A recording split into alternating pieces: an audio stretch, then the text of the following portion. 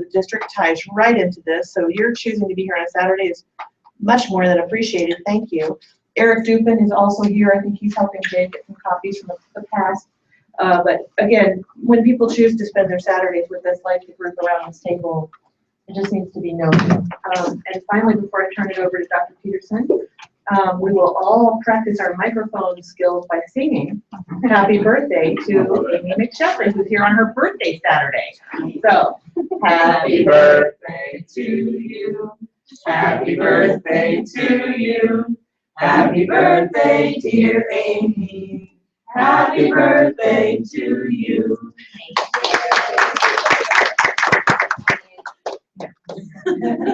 Hopefully you have something planned to add. So your only birthday celebration. Well, good morning, everyone. I would like to reiterate what Donna said. Thank you so much for sharing your Saturday with us.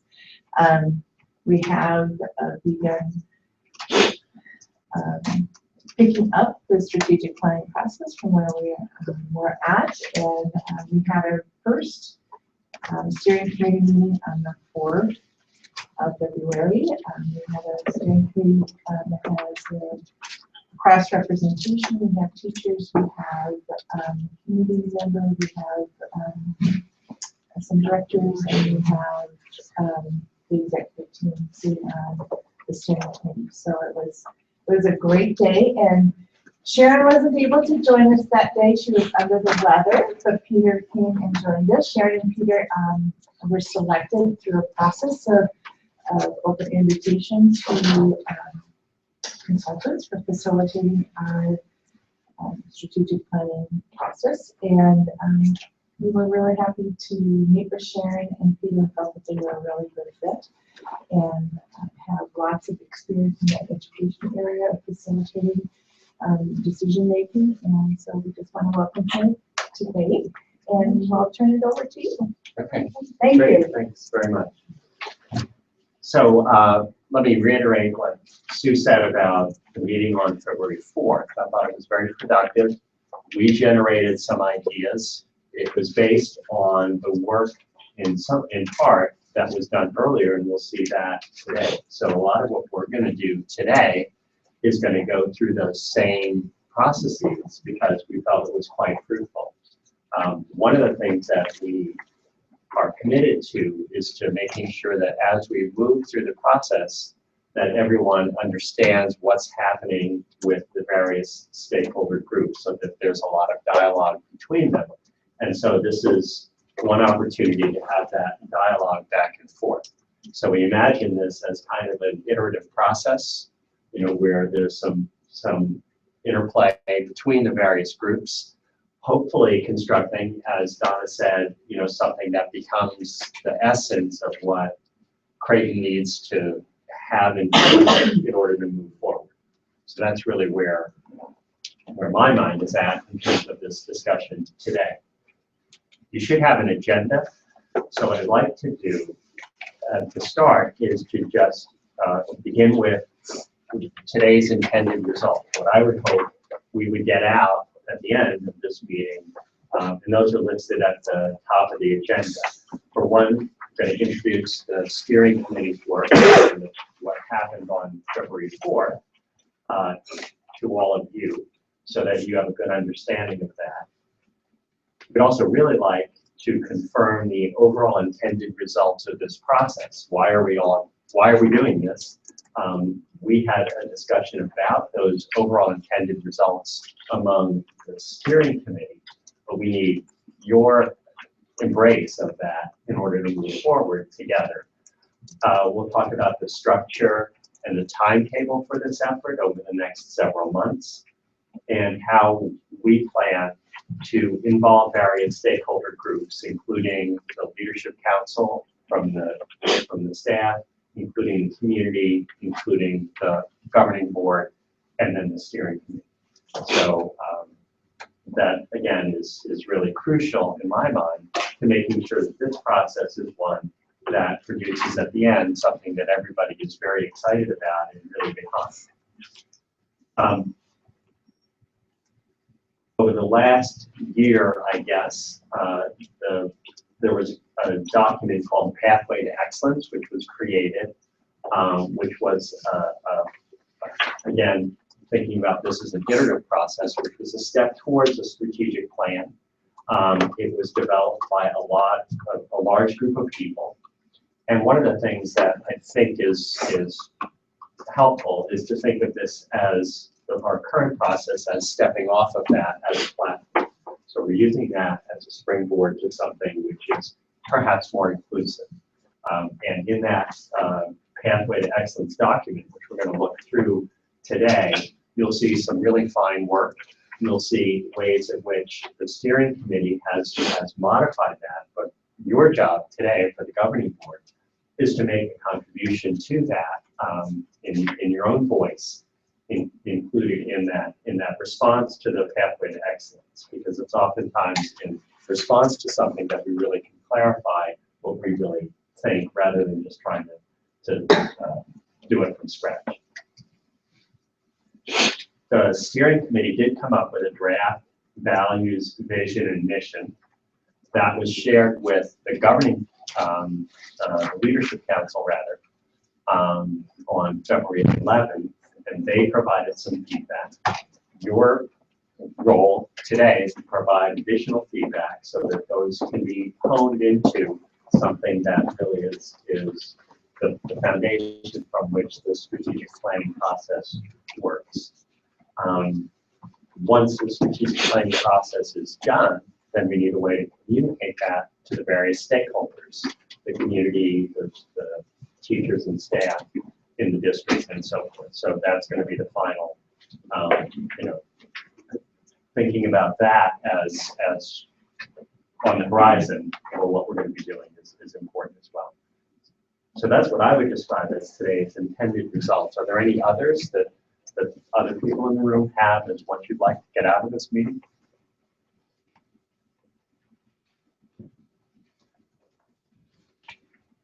Thanks. I don't have any others. I just wanted to highlight my excitement, especially on the values conversation, the values, mission, vision. I think that's, to me, where that's like the crux of what this is. Mm-hmm. The other stuff to me emanate from that. Right. So I'm just really excited about that. Okay. That sounds like you and I are on the same page. So that's one of the reasons why we, in the work that we do, often begin, well, let's go back to ground zero, or whatever the right phrase is. What really is our motivation for being here? Those values and vision are really what animate a lot of what people do. So thanks for that. I think the communications piece is also going to be super important. We have an election this year, which is scary because I think we have a strong governance team and things could change. So I feel like if we like the direction we're heading, like we should blast this out, and whomever is considering to get on a school board, they might have to respond to that. Like, we like this, we want to go in the same direction, we don't. Sure. Mm-hmm. But I think we need to really own it and project it. Mm-hmm. Well, that's one of the reasons why we want to make sure that it really includes all the voices we can.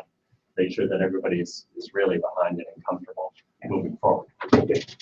Any other comments before we move on? I just want to share that when we met with the leadership council, they then went back to their respective teams and had provided a brief overview of the fourth, our work on the fourth. And then we followed that up with a survey motion in which all of the staff will have an opportunity to respond to and provide feedback for each one of the areas, the values, the vision, and the mission statement. So we're collecting data on that as well. Right? So I might also encourage us to just talk about who's on the steering committee, because I think, since we did somewhat disrupt the 18 months of work by design, and we wanted to grab hold of it because we introduced the town hall and we introduced the steering committee, and we wanted very much for the board to massage this part of the process.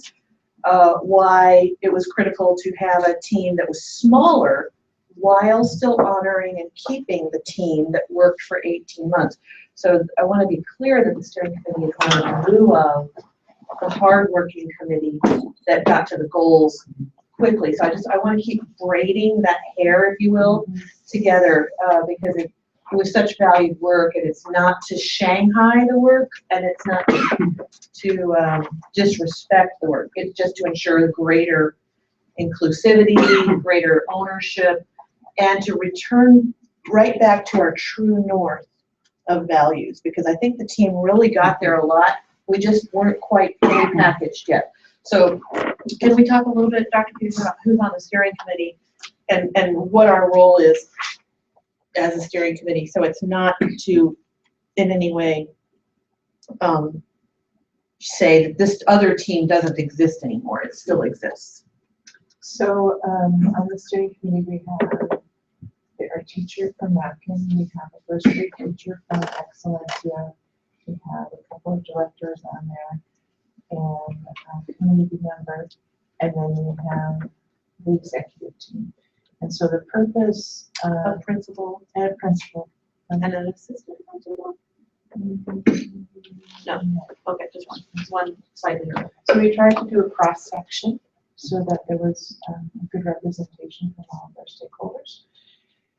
And we will have several full day sessions with Sharon and Peter in which we'll be doing, I'll say, some of the heavy lifting, and that's an okay term to use, and then which we'll then send out to all of the stakeholders to get feedback on. And then, so we've got, and you'll see by our calendar here that our timeline is we've got it strategically planned. So as a steering committee, we come together and we loop it out to the stakeholders, and that includes staff members, includes board looping ins at board meetings, and it includes the community council, so that there's that continual flow of information being shared, feedback being got, making adjustments based off of the feedback. So it's that continual back and forth throughout this process. And I would just add that there are two handouts. One which sort of shows all the looping around, but to just look at this would be really difficult to quite understand. So there's more of a narrative calendar. These essentially say the same thing, but one is just a one-page visual of the timing and the various connections, and the other describes the intended results for each get-together. So there's two ways of looking at it. The key is just that continual communication, two-way communication, it's not a one-way.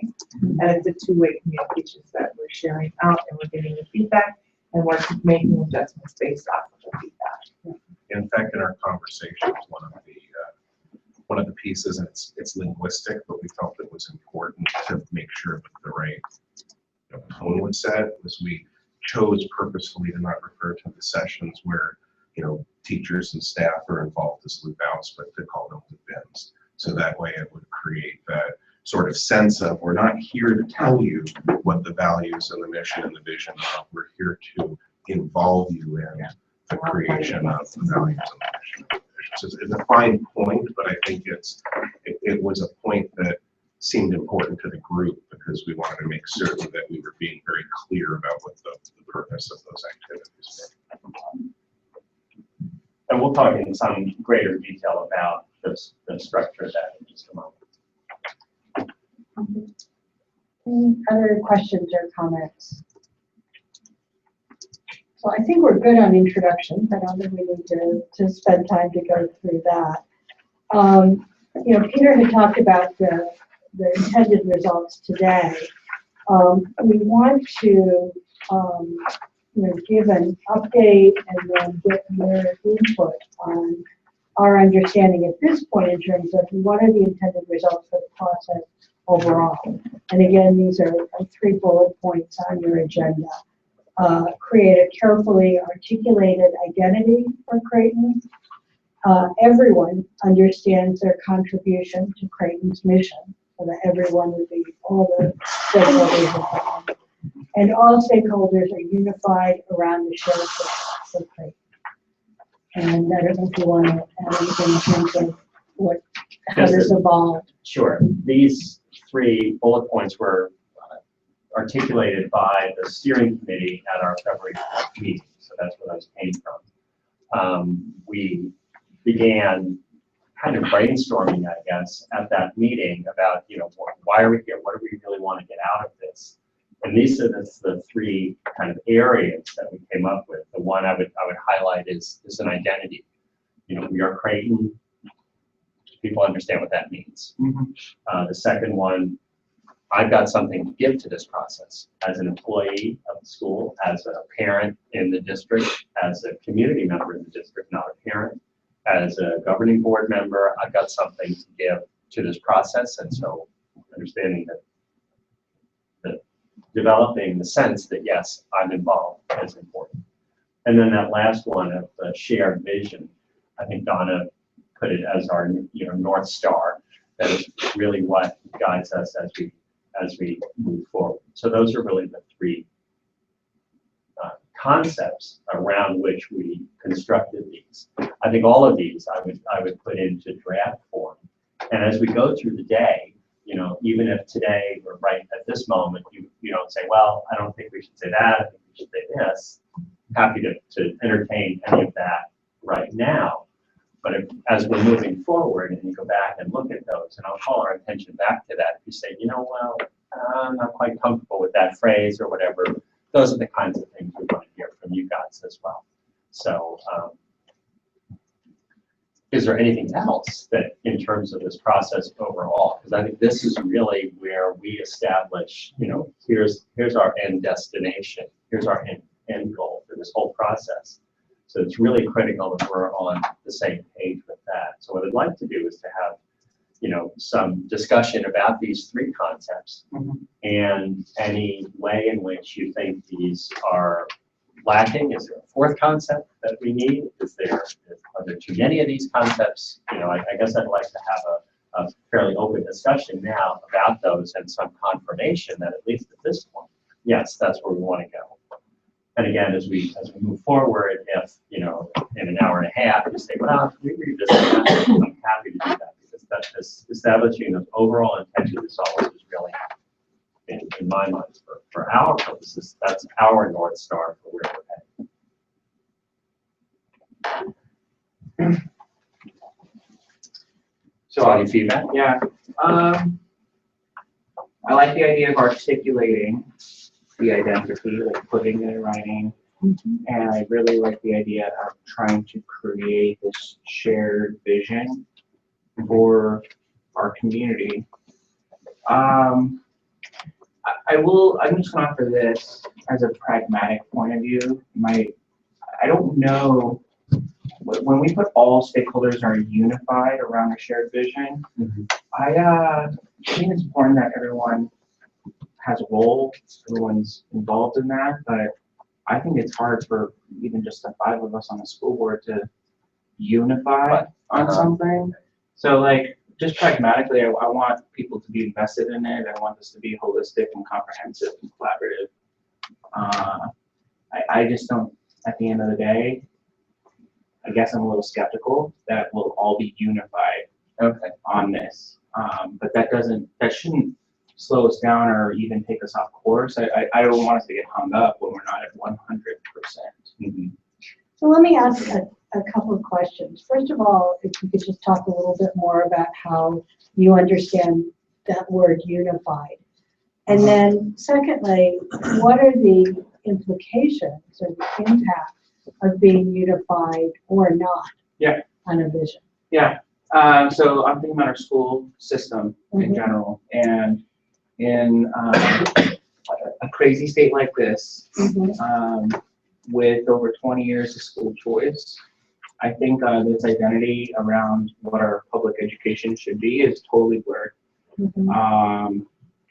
And not even just that, we have the debate downtown on standards, Mhm, right? Common Core, for example. mhm. And when you think about it, I think I talked to a lot of different educators and parents, and they have different and diverse ideas of what they want for their kids. Mhm, College and career ready are like some buzzwords, mhm. but others are, yeah, that's great. I want my kid to learn for the love of learning. I want my child to be a global citizen. That's a little different than college and career ready. It's a little bit of a different focus. And without having, like, I think like that helps blur this. What is the purpose of public education? And what is the purpose of, should I choose to go to the district school or charter school, or I don't even know. Okay. So I feel like we don't have to necessarily be 100% on board, but we have to be 100% in community with one another. As a specific example, I was on a committee at then the Squaw Peak School on how to like redesign this school to like attract more families. And I remember talking to neighbors, looking at survey results, having house meetings about what people wanted for their kids. And I don't know how that got synthesized into a traditional program, but that's how it got synthesized. And I don't think that's what everyone wanted, but everyone was fine. Not that that's what they wanted, they felt respected. They felt invested. And then it also opened the doors for more families to come. If I'm understanding, you're distinguishing between unified in this bullet point and shared. And so you're saying that there can be a shared vision without everyone necessarily. I am distinguishing between those two, yeah. Okay, having the same detailed components of that. Is that? Yeah. Okay. Any other thoughts on that? I mean, I agree with that because I think it is going to be really challenging in my definition of the word unified. Not everyone's going to agree with it. And I think this could go on forever if that is our goal. So, but I think if you give people an opportunity to be engaged, there is more ownership there. So it's even if it's not what they think perhaps the direction should be, if they've been invited into the process. And so I think that's what we're trying to do here is open that up. So what verb would you use then around that shared vision? What are you, again, we're talking about the big picture intended results. What are you hoping will happen around vision? All stakeholders have ownership in creating a shared vision. I don't know.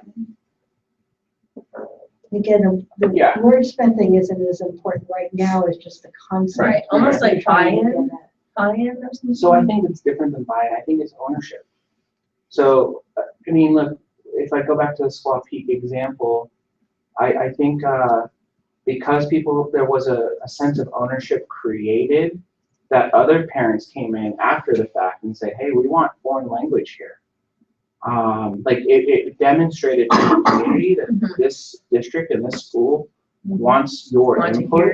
Feedback. Yeah, so like it was less of buy-in where like we have a great product, let me tell you how great it is and like see if you want to take it, right, or buy it. But like this is like, no, you can create this. Right. So there's something about the word ownership or that concept to me is more compelling. Either that or just input. Rather than ownership and buying input.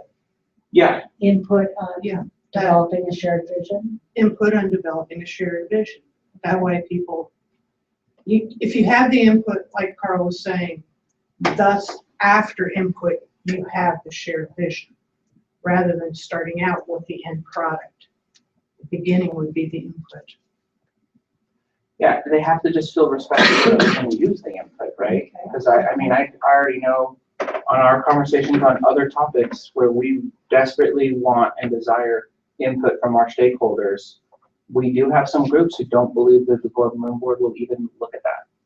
So like, we want the input, but we also have to demonstrate this, we actually value it. So if we revise this to say all stakeholders have input on developing a shared vision. Is everyone comfortable with that? Remember, this is the overall intended result of this strategic planning process, not everything the district wants to do for the next 10 years. Yeah. So in this process, Yeah. we want to make sure that all stakeholders have input. It's like somewhere between unified and input. Right. You know? So- Like, the goal always is to unify people, rally them around what our shared vision is. I mean, you're never gonna get 100% Yeah. unification in the support of your ideas. So it's somewhere between those two, but I don't know what it is. You don't want 100% unification, and you have stuff. Yeah. We want some creative tension. Well, it kind of goes along with the second bullet point. Everyone understands their contribution. It's almost everyone understands that they have a contribution also, you know, that they have a voice in this, and Yeah. because of that, they feel unified. Right.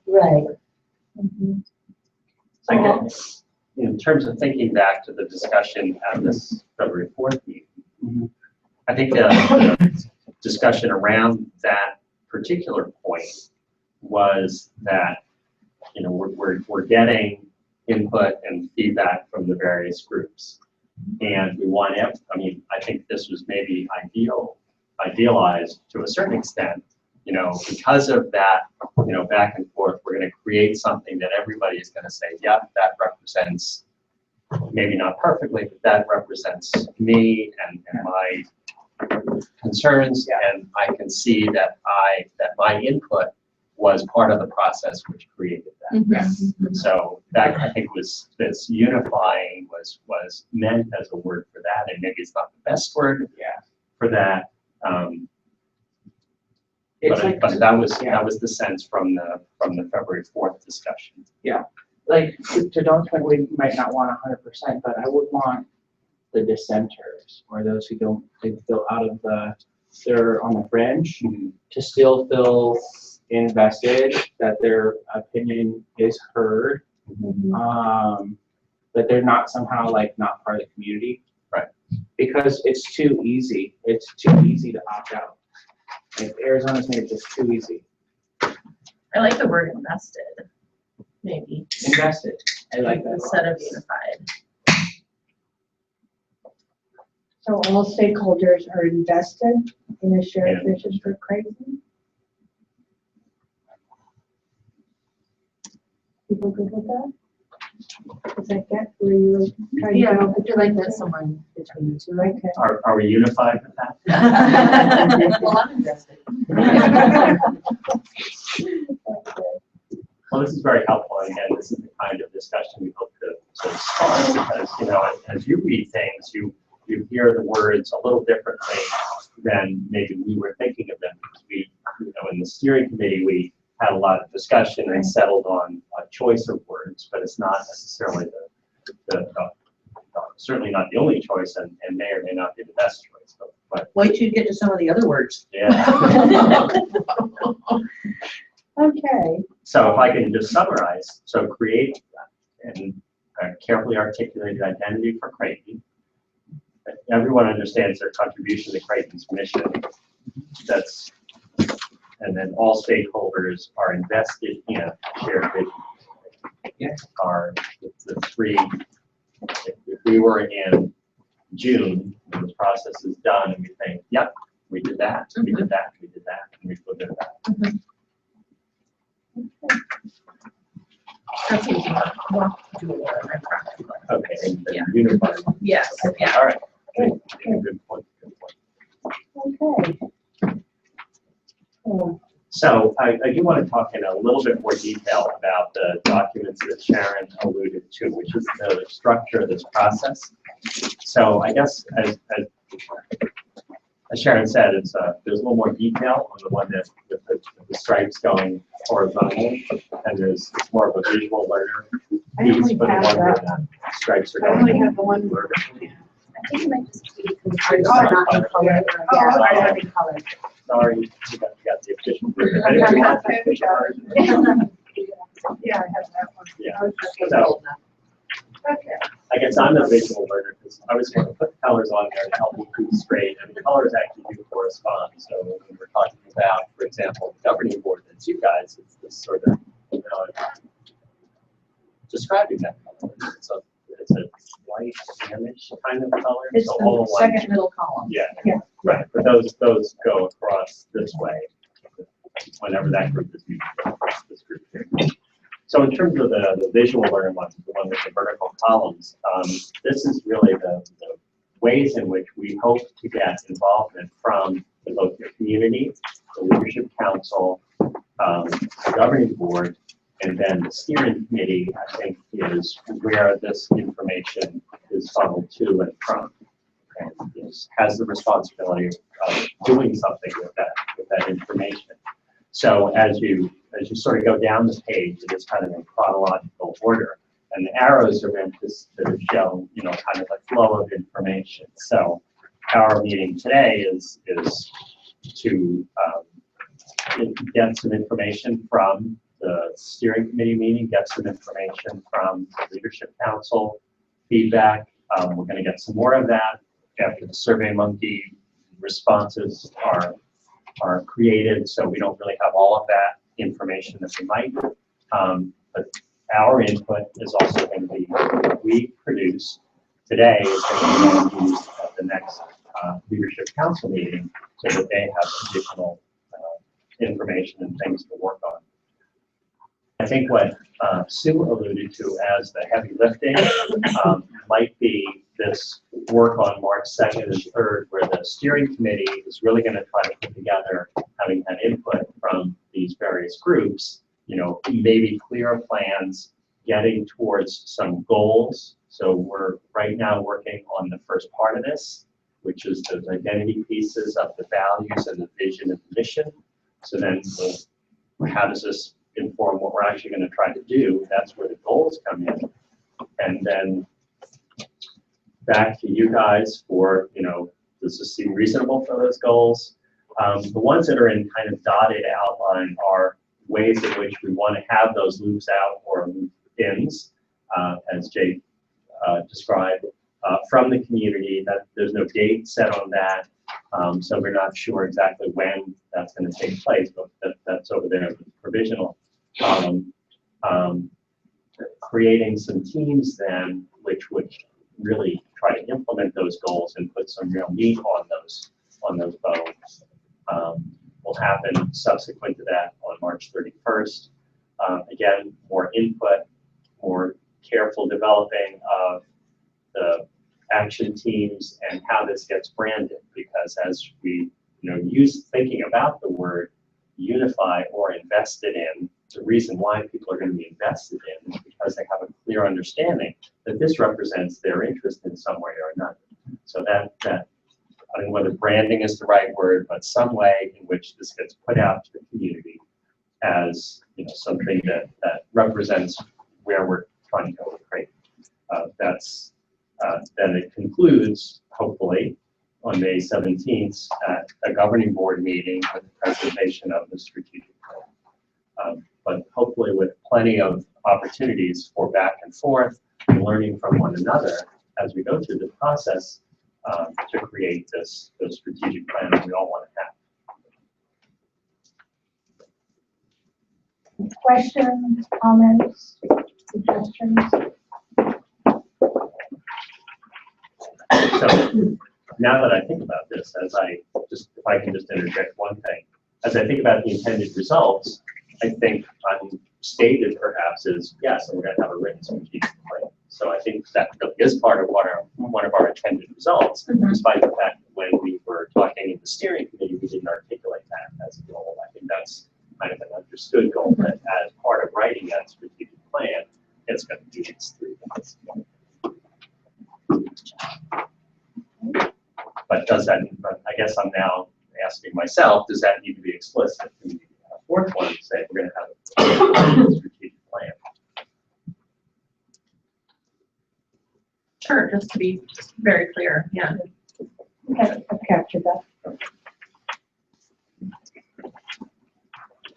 So does this process make sense, and anything hasn't been brought up yet that you'd like to voice? Okay, moving on into the review of pathway to excellence. Yeah, just to make sure we understand the distinction, this one lists more particular intended results for each of those meetings. It may not be set on the flow chart one. So that's what this is intended. So, let me go with that. Okay. So I think one of the list of milestones that's on the agenda, so we've talked about the timetable. What we want to do is sort of think about this as being, we're going to get some intended results for the overall process, some values, guiding principles. You'll see that's a term that's in the pathway to excellence, but it wasn't in the draft values, vision, and mission. And we can explain a little bit of that when we get to the pathway to excellence. But we articulate those, what now is, I think, values, vision, mission as being somewhat more succinct. Come up with some district goals, form action teams for each of those goals, come up with some strategies for implementing those goals, get a communication plan together, and think about branding possibilities to communicate this to the community. So those are kind of the milestones that this process is meant to meet. And I think the stakeholder involvement plan is this document. Okay. So I think there's nothing really.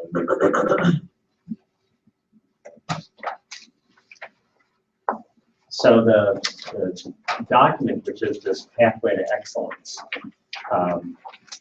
was created by a large group of people. Those are listed on the second page in the strategic planning team.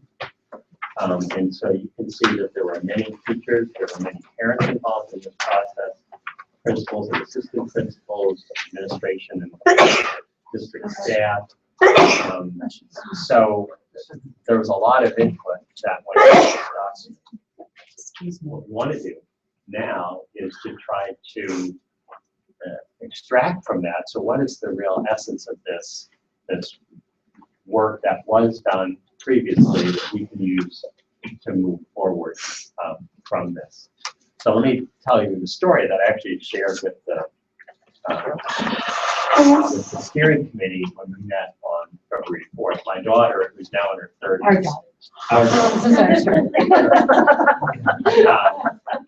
And this is ownership. You're kind of invested here. I was on the trip too. This refers to some of the work that she did in her 4th grade year of education. So in her 3rd grade year, she was very keen on Lucy Maud Montgomery and Anne of Green Gables and all of that stuff. We were living on the East Coast in New Jersey, and we planned a family vacation driving up to Maine. And as we were looking at the map, we thought, Prince Edward Island, where all those Anne of Green Gables things are set, isn't really all that much farther than Maine. Twice as far. Twice as far, yeah. Canada's a big country.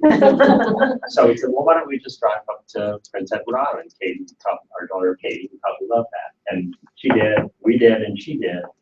When she came back to 4th grade, one of their writing assignments was to create a story of some sort, and she wrote this massive tome about this trip to Prince Edward Island and Anne of Green Gables and all of the stuff that was just so important in her mind.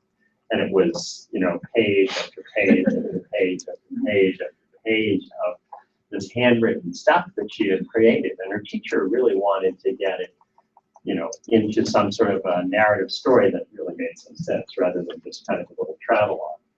So rather than saying, you've got to cut this down, what she did was she gave Katie a highlighter, which all of you have, and asked her to just highlight the parts that she thought were just really so important, most special parts of it. And so by going through this, what was 20 pages, it was a lot of pages, highlighting various pieces, she could then sort of extract this into something which really told a very compelling and had a nice narrative to it. and was a little less intimidating than the 20 pages of handwritten work that she had. So I guess that's one of the approaches I would have right now, is to say, okay, in this pathway to excellence, what are the parts of this that you would want to highlight and say, this is something we really want to kind of save from this work. It's great work. It involved, as I said, a lot of people putting in a lot of time to in their best efforts to put this together. So one of this is really the essence, that most important part that we want to retain.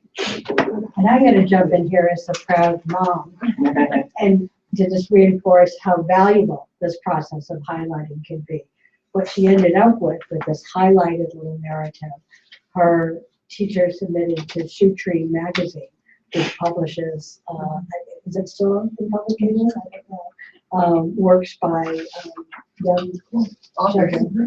And she won the national nonfiction contest that year. So just her teacher was brilliant. It was a great strategy. Yeah. So have fun. So well, let me just say this. There was a couple ways in which we kind of reinterpreted the categories that are present in this document here.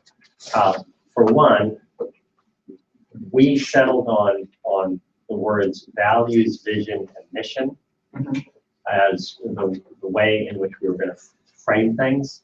So they differ a little bit in terms of what we listed here as vision, beliefs, mission, guiding principles, and then on page 5, goals. So what we ended up with is reorganizing. So I would urge you, as we go through, to not be thinking about, well, is this a mission, or is this a vision, or is this whatever, but is this something we want to preserve from this? And we, you know, as we went through, I think we reorganized it, and I guess at some point we will come back to those vision, mission, and values rather, and I'll share some at least about my understanding of those and why some of those decisions were made to reorganize those. So don't worry so much about, well, you know, I want this to be our vision or whatever, I want this to be our mission. Just think about the kinds of things that you want to really make sure you include. I guess I also want to point out that there's a page 4, where it says where we began. It's some internal strengths, internal weaknesses, external opportunities, and external challenges. And we, at the beginning part of this process, did look at that page and think, okay, are these really still true? Because these were, you know, this was done, you know, a year ago, basically. These sorts of things.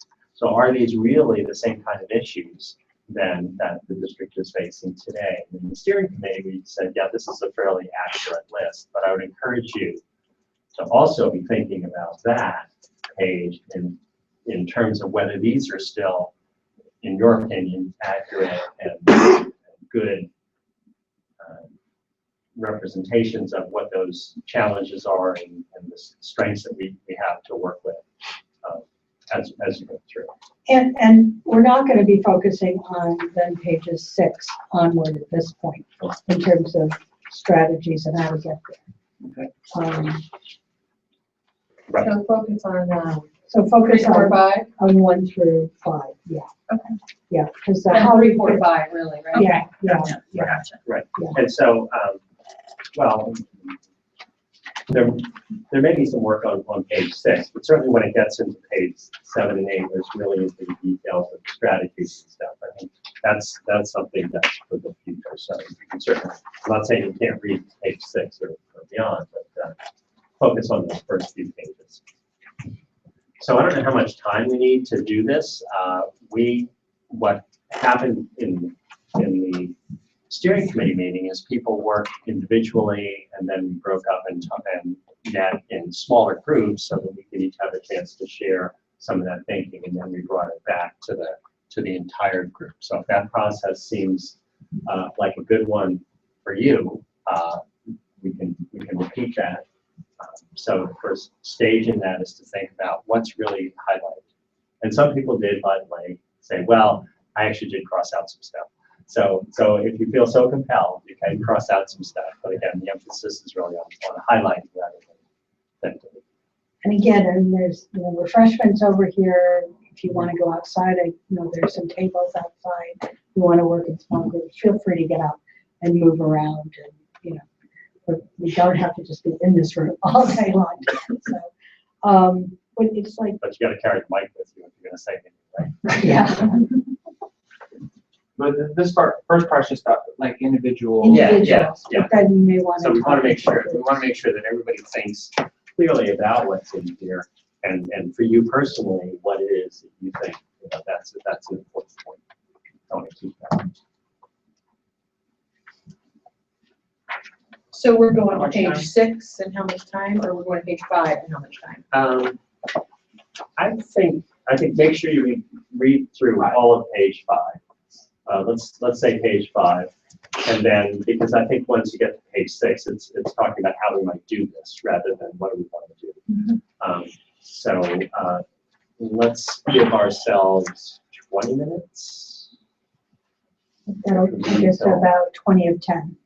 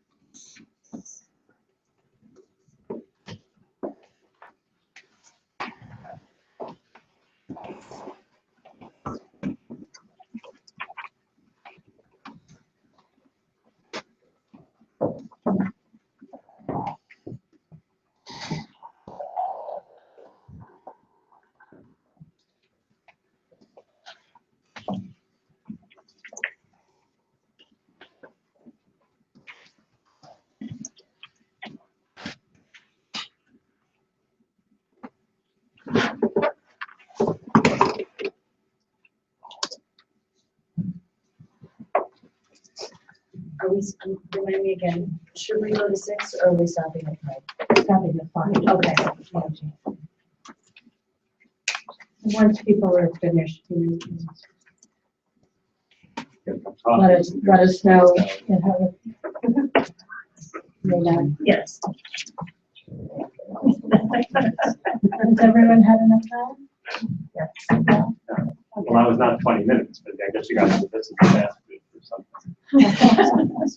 So I think it would be helpful to have a chance, maybe in pairs, I think, to talk about why you highlighted the various pieces you highlighted. Is there consensus among the pair about what was highlighted? So it's interesting to see where you're unified and where you're not unified in terms of the things you might have highlighted. And it's really a discussion, chance for you to share some about why you highlighted it and what that means to you is really the important part of this chance to have a discussion. So if we break up into 8 of you, so pairs would work pretty well.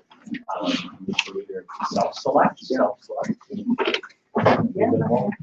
And again, if you want to, go outside, if you want to move around, why don't we incorporate some break time into this as well, which you could either take now or at the end, but let's plan to reconvene at this table at 10 o'clock. All right. Okay. So this is a real deep dive into 30 minutes. 30 minutes of combined break and talking. That's beautiful. Okay. Yeah. We're not gonna get to Our our mission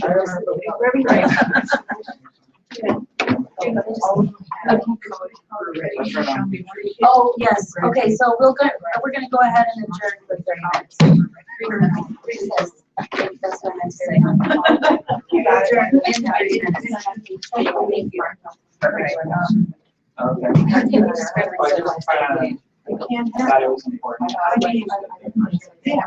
Well, Guess what? Yeah. It's done. Everybody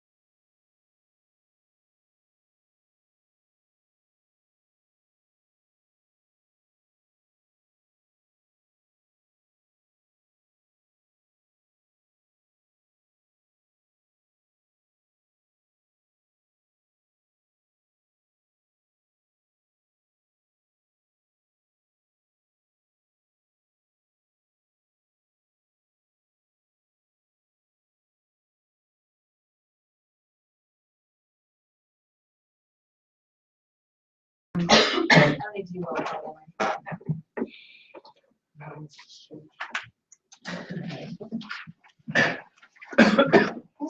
Thank you for all being back here on time. So next, what I'd like to do is to try to capture some of the discussions that you had with your partner and really sort of pick up those words or phrases that really were resonating with you and your partner about what was in the pathway to excellence. So Sharon is going to record some of these on the flip chart papers behind me, but I'd like to just have kind of a discussion about what you highlighted, why you thought it was so important to highlight, and any other comments you want to make about it. But as much inclusion as we can generate for this process. So I'd like each person to think about, I want to have at least one thing that goes up on the board there. But what we're trying to do is to get kind of maybe a superset of the stuff we need to have out there. You'll see as we move forward that when the steering committee did this, they sort of then took that and sort of winnowed it down a little bit to our existing statements. But we want to make sure that your sort of superset of ideas is big. And if there are any in that we want to retain that aren't in the winnowed version that the steering committee came up with, that we find a way to incorporate. So that's really what our intent for this part of the process is. I'd like to say with our mission, our beliefs, and our guiding principles, how can we have something that we cannot achieve? We should embrace that we are an elementary school district. That's what we are. Show me one 8th grader who's college or career ready, and it's in all three of those. They are not college and career ready. Anytime. We should embrace that and be joyful. We're an elementary school, but we shouldn't put something in a mission, belief, or guiding principle that we can't achieve. That's setting ourselves up for failure. If you can't achieve it, there's no way we can achieve it. Well, maybe you have a prodigy that comes to our school, 1 out of 6,000 or 12,000 if it's student that might go to college. But for our regular average child, they're not college or career ready. So why should we have it as a mission, belief, and a guiding principle? And you're saying when they leave us as 8th graders, they are not college and career ready. Correct. And you have it, it says, educates our diverse community of learners to be college and career ready. They're not.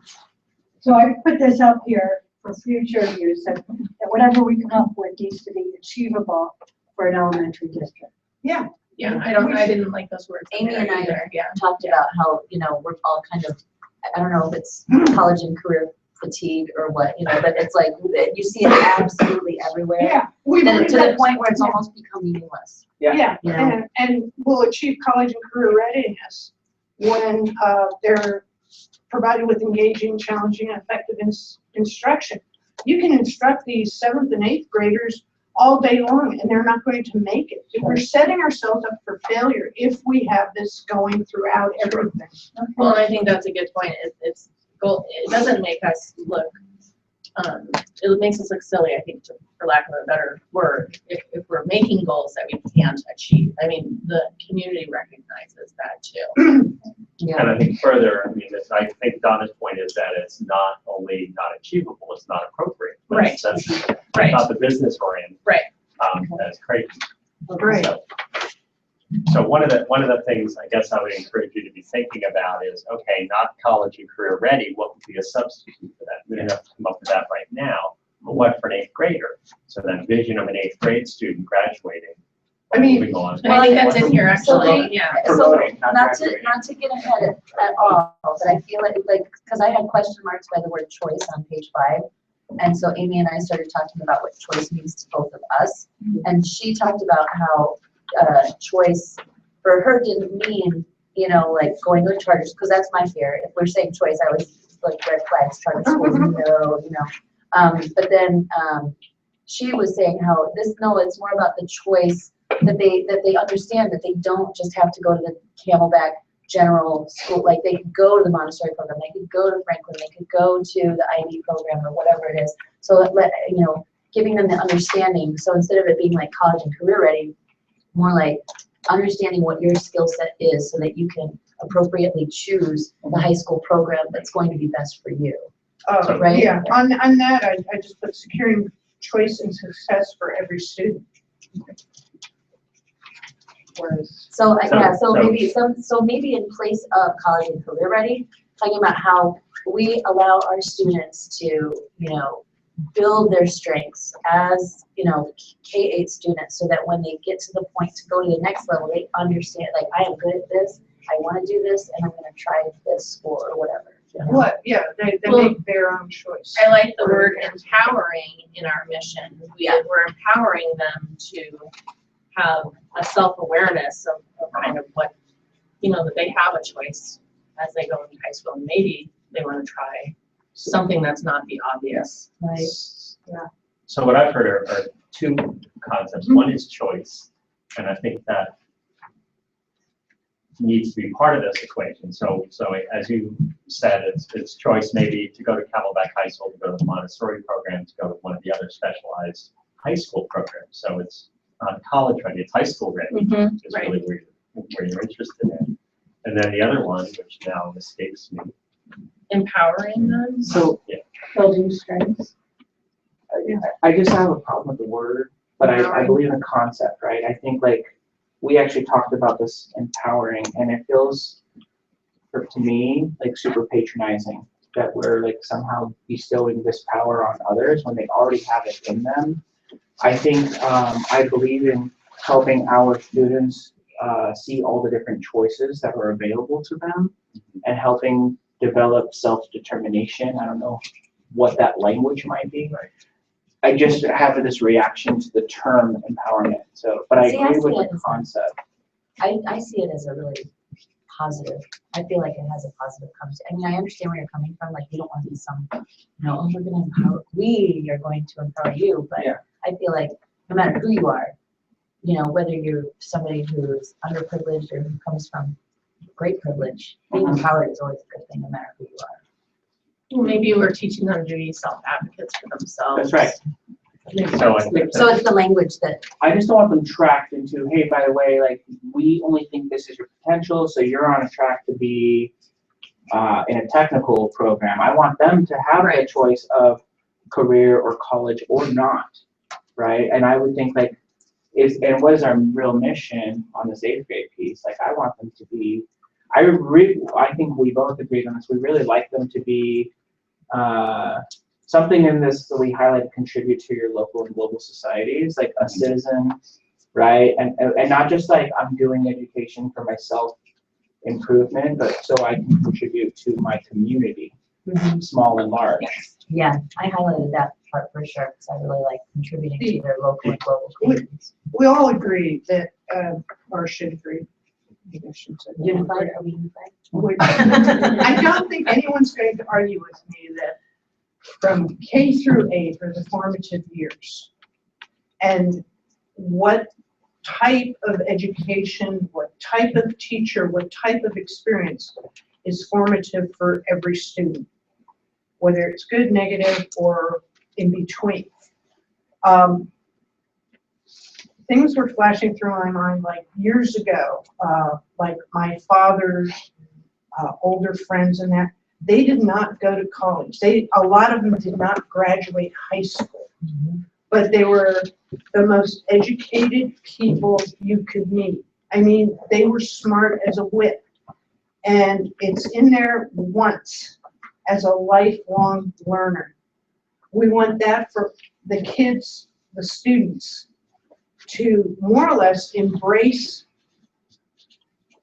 being able to learn all the time throughout their life, whether they go to college, whether they go to tech school, whether they just don't go any further, and than high school, hopefully. But the lifelong learner is a word that I do like, in that, because we'll make or break our students, whether they'll be lifelong learners, because of the position we're in K through 8.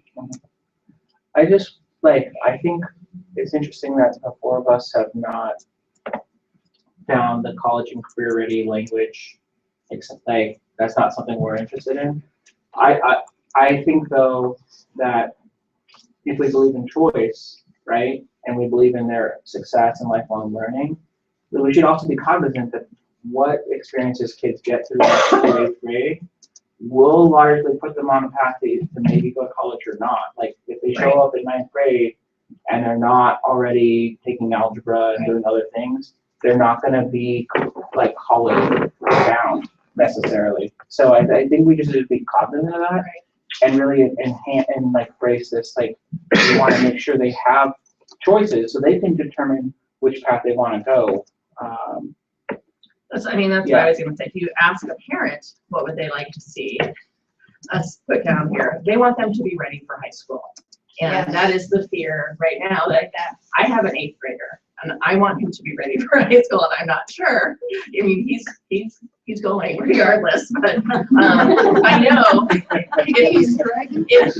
things don't go well for 9th grade, it will affect him in college because that's when they are begin to be behind. Yeah, I know I taught like 10 years ago, so I don't even know if it's relevant today, but I will just share. I am not convinced that 50% of my students from 8th grade in that summer showed up for high school. Not convinced. We did things to get them registered, but there was just a lack of articulation and connection to the next step. Many of them were already 15, and like when they turned 16, they were booted from middle school and they were out on the streets. So I just want to make sure we're giving them those choices and setting them up for success. And I remember several years back, I don't know if I was on the board or while I was still employed, but I recall, a presentation. I think it was perhaps Vince Miller even, but it was about how many, like, it was in the 20 percentile of how many of our students, we don't know what happens to them from 8th grade to high school. Now they could, maybe they just didn't register in Phoenix Union, maybe they went to Scottsdale, maybe they went to a charter school, but there's a really good chance that they may have just not gone to high school. We don't have And I the see it- tracking abilities Right. with computers, and also that was during the 1070 was coming too. We don't know whether they went to other states Right. or back to Mexico with their parents. But even their parents. if it was, let's say, It's out of the 25%, what if it was 5% that didn't go to high school? That's, 5% of our 14-year-olds, just what are they doing? You know what I mean? Yeah. I was gonna say something else. Oh, I know. Because like Wilson Elementary, and they're so much easier. They have, their K-4 school and their 5-8 schools, like 2 schools. But they track 100% of their students through high school and beyond, and even know where they go to college, because many of them come back as avid tutors. 100% of their students they track. Now, that's, like I said, a lot more doable in a much smaller district like that, but I think that's definitely something that we should, and perhaps with this new state ID system, that'll help. I saw your eyes roll, Carl. I think we're getting into Yeah. solutions. Yeah, rather sorry, yeah, rather than right. Fundamentals. Yeah, sorry.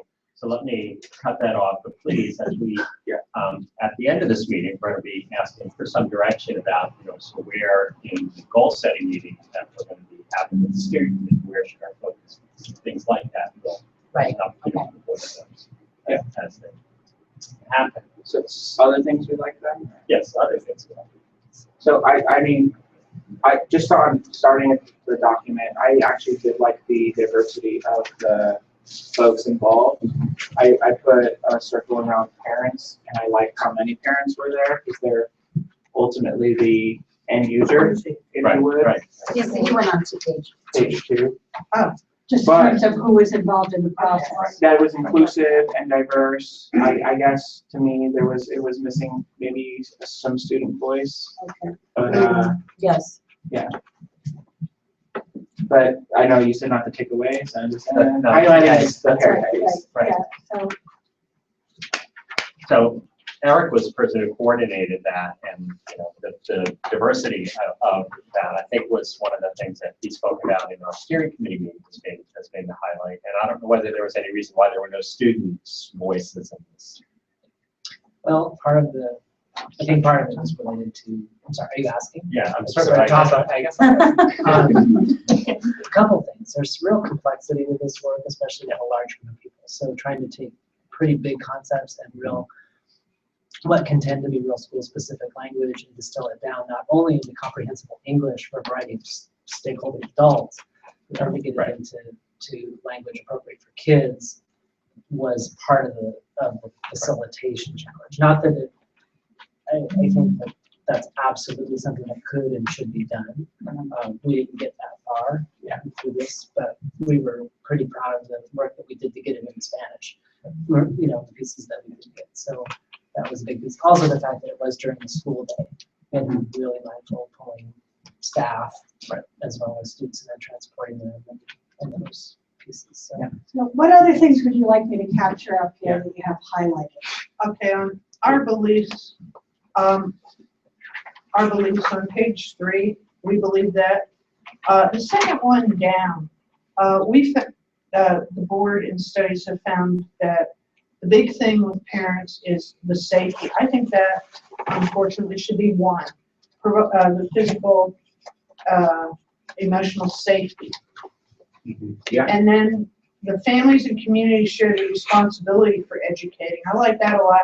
And for number 3, I'd like respect for all persons, races, and culture. It's just, it kind of bounces off each other. We have safe schools, we have safe classrooms. The family and community share the responsibility, and we respect all cultures, languages, and persons, whatever races, that's on the top. It just kind of like tears off of each other. Yeah, okay, agreed. Did you? Yeah. I also like, Donna said like the lifelong learner. I like here the language of a community of learners. It's on the same page somewhere. In the mission, diverse community of learners. Yes, perfect. I highlighted that too. But I also from this page, the words I liked were high expectations, engaging, challenging, and effective instruction. And on the data piece, I think we had a good conversation about the data. For me, it's relevant data. I think we have a lot of data that may or may not be relevant or helpful, maybe too much of one type of data. Can you tell me where the data, It said relevant and ongoing data, assessment data is necessary. And for me, I pulled out relevant and data because I think they're necessary, but I think we might have There's too much ongoing.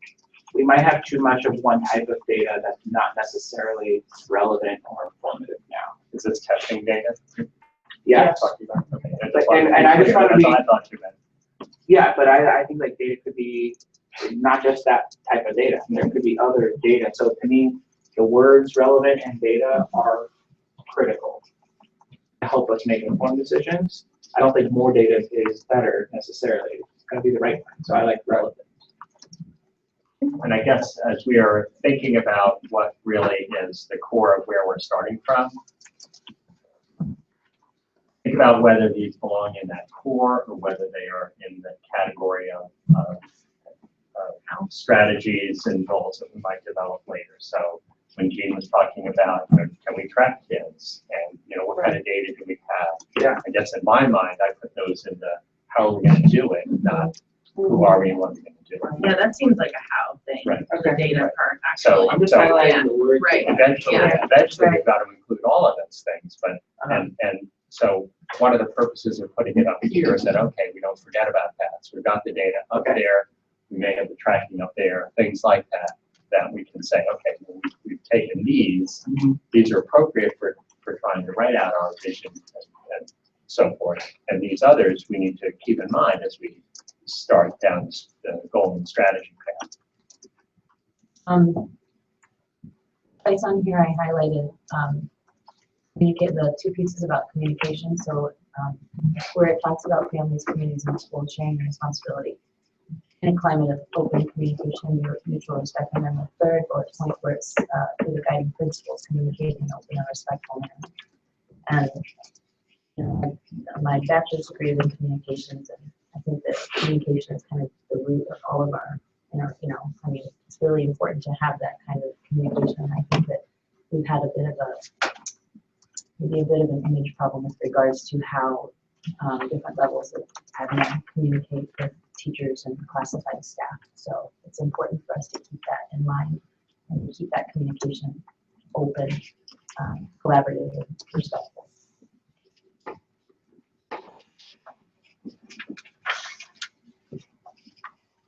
Jean and I had a conversation about, it's already up there, but the communicating and maintaining high expectations is essential for student success. I like that whole sentence. And we talked about, you know, that there seems to be like a missing part because our kids are often so challenged in so many ways. But I still think high expectations is important regardless of where you come from. And that should be an expectation for all of our kids. However, you know, there are we may need to be providing more support for kids in order for them to meet those expectations. So that's something we need to keep So in when mind. you say challenges, you mean there are sort of family, community circumstances that may make it harder for them in school, not challenges like we got to really, Social emotional. Algebra 1 is not a challenge, Right. that's a high expectation. Right, yes. Algebra 1 might be a challenge. I did like the strong leadership, like the continued development of strong leadership. I think there's more to teaching and this work than the instruction. There's the leadership components. I think there's a larger role for. We talked about that as well. I agree, yeah. I'll just highlight one that one we didn't highlight. Like, because it was in the vision, it showed up in multiple places, but we didn't really highlight, it was interesting to me, we didn't highlight innovative. I don't like that word either, yeah. It's just very vague, I think. Well, we also sometimes know it works, and we don't necessarily need to innovate. I think, I don't know, it just didn't pop for us in our conversation. With the beliefs and that, now that I got on college and career ready and we're in elementary school, one of the big things, I mean, we're dealing with K through 8. You know, 7th and 8th, even 6th grade, it's not as important. It's important, but not as. But here people are giving us their kids for the whole day. The kids will be spending more time with their teacher than they'll be spending with their parent interacting, not counting sleeping, of course, during the week and school year. We're not using the word caring. It's like caring, especially the young kids. I mean, here these people are giving us our 5-year-olds, and you know, and especially in the lower grades. I mean, we don't have, you know, here we are shoving them off to college after 8th grade, and we're not talking about caring teachers and administrators and the school. Yeah. A caring environment. We're not talking about caring, and that's really important. It is. That the teacher, the principal, the vice principal, if there is one, everyone cares. I could use the word cherish, but that gets a bit too touchy-feely. Right. About these young children. Yeah. I mean, I definitely was super impressed when I go to Mac and when Eric was principal there, and like families, kids, everyone come up and give you a hug. I know, like, as a kind of a 5-year-old who will be in kindergarten in a few months, like parents are looking for that emotional, like, support, the caring as a critical component. Well, I I'm glad mean, you brought that up. Like, what is it? The school in our neighborhood, Christ Lutheran, that's their motto, is your kids are loved. Like, that's on all their billboards, right? It's interesting that the word love was a word that was used at Camelback High School. I did an evaluation of some of the work that was done there, and that was one of the words. It was like, whoa, that's not a word that you usually see in a public school setting. Love, you love the kids. And talk Right. about Can we turning go- around a cool Right, school right. culture. Right. Dr. Gadsden. So I think that the Yeah. Caring. issue of care and the kind of culture that's developed is very important. You've stolen my next Oh, I part of took your this, thunder, which I'm is sorry. to say, okay, we've had this discussion about what's in here. What do we want to add that's not in here? So that care is one of those things. And so you can be thinking about that now simultaneously. You don't necessarily separate those out. And another word that's missing from this that we talk about, we get an awful lot of lip service to is equity. You know, the equity conference is coming up. We have a whole section of equity in our, So, so that's another word that's definitely missing. And then as well, If we can add what is here though, before, Sure. I just want more here. For Okay, me, we're is, not done yet, so we got more flip chart paper. Yeah, plenty of that. I mean, part of this is a fear from my experience as a teacher 10 years ago. Just I'll just share, after teaching civics for 2 years, 8th grade, I got a contract and I was told next year I wouldn't be teaching 8th grade because there are kids that need social studies. They just needed more reading and math, and I was going to be pushed into like a 5th grade class or something. This, on page 5, the first guarantee. Obviously, the core academic subjects are critical, but the exposure to learning in multiple disciplines is, to me, like a non-negotiable. I really wanted to highlight and capture that. Okay, absolutely. is that I mean, I guess actually written here somewhere? Number one Number on one, page guarantee. 5. Multiple disciplines. Oh, right there. Okay. If we're on that, I'd like to look at number 2. That is an illogical statement. I know people who speak more than 2 languages that are not compassionate global citizens. Just because you're a compassionate global citizen does not mean you need 2 languages. And if you have 2 languages, does not mean you're a compassionate global citizen. That is an illogical statement. I want to know. It doesn't go with each other. Well, you want to keep the first half of number 2, I think is what you said. So I was going to Yeah. ask, so what is the essential thing you would want Right. to keep from The that? compassionate global citizen Okay, is fine, but it's not through the development of literacy in 2 or more Right. languages. that also strikes me as that's a strategy we're getting. Yeah, Yeah. One of many It could strategies be one possible. of them, but yeah, Right. it's not, Of many, one but does not feed off the other. Right, got it. I think I understand that. I mean, I like the global citizen part of that. I felt like empathetic might be a better word or adjective than compassionate. Yeah, I agree. Well, and speaking of, So empathetic, Empathetic. to go along with what Carl said about multiple disciplines, and by the way, Isaac still uses their social studies classes as reading comprehension classes. It's not really about learning projects and things like that. It's really all about. But anyway, in addition to having those enriching programs of social studies, science, STEM, whatever, Amy and I talked about that missing piece for many of our kids is like character development and life skills, and it's some, and I guess an empathetic or compassionate global citizen. I don't know. We somehow need to. Maybe caring is the way, but we need to explicitly help our students, especially those who have experienced trauma throughout their formative years, to help them get to the same place that our other kids who have a more nurturing home have those character development. Even you said at ASA they have a life skills class. life skills is just so helpful, and 5th through 8th grade they go through it.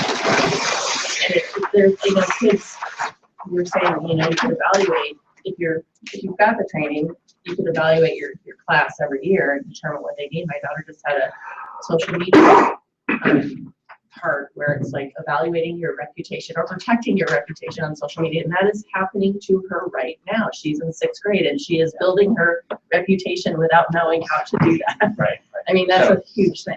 So one of my roles is to try to make sure that when we use terminology that we have a clear understanding of what you mean. So life skills? Can you, Yeah, so, besides social media? yeah, so Jeannie actually teaches it, but so for my experience, What is it's, included in those? yeah, for my kids' experience, it seems like learning about financials, like home financials. It's also like a home ec type of class, but home financials, nutrition. They share about, they notice some bullying in the lunch line. It's just, you know, sharing out things that maybe you had a bad day and this is why. It's just kind of, and also organizing your binder, your backpack, study skills, note taking, everything. See, and then for my students, you know, which are, you know, probably more, in Isaac, where I teach, are probably more similar to the students in the south part of our district. For them, it could be things like how to not be reactive, you know, how to not fight with a kid, you know, those really, you know, how to speak properly, or, you know, like, But it's the same. yeah, and so again, like, you have to figure out where the kids are and meet them, and that may change from year to year. It's definitely going to change from grade to grade, but it incorporates social emotional learning skills. It incorporates community building, and then of course like study skills. And how to work with a team. Yeah, because you know, it's like, because I feel very strongly about this for many of our students, until they have those basic life skills and somebody's actually addressing the trauma that they've gone through, and they have a safe place to be able to talk about it, they won't be able to perform to those high expectations that we set for them, because they're so distracted by the traumas that are either still occurring or have occurred. I don't know if that was Right, no. Well, it speaks a little bit to the internal weakness on page 4 in the upper right, where we wrote about ourselves, lack of, quote, whole child, quote, focus. And that's what I'm hearing us lean in on a little bit. I just think that's a great, it's been missing for a decade in our profession, you know, with the And you exception can of some, see you people, can you feel it. know, and, you know, Sean Hannafin at Crockett has the mindfulness program. Yes. You know, the Leader in Me program that exists in other schools. Yes. There's, you know, there's definitely, you know, a trend back towards, and an understanding too of the kind of extreme poverty that our kids are coming from, and those needs just so Well, and desperately kids need to be of addressed. means and wealth aren't necessarily being nurtured in their wholeness. You know, and we've been so leaning in on academic achievement by test development, which I'm not saying throw that baby out with the bathwater, but this part of remembering who we are in human development. We don't gauge our success on human development. We gauge our success on comprehensive literacy and fluency in math and language arts. And so we've narrowed 6.5 hours a day to that.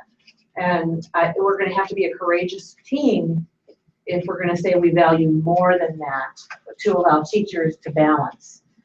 Because if I was hearing this for the first time, I'd think, oh, and on top of, so you know, and I don't want to get into how, I just want to be mindful We talked about that also. that, you know, that this is not more, this is, you know, a balancing act of confidence in a young learner and self-efficacy in a young learner, so that no matter what comes up on this thing, we don't even know what's coming up on. Right. They've got a sense of how to engage with it.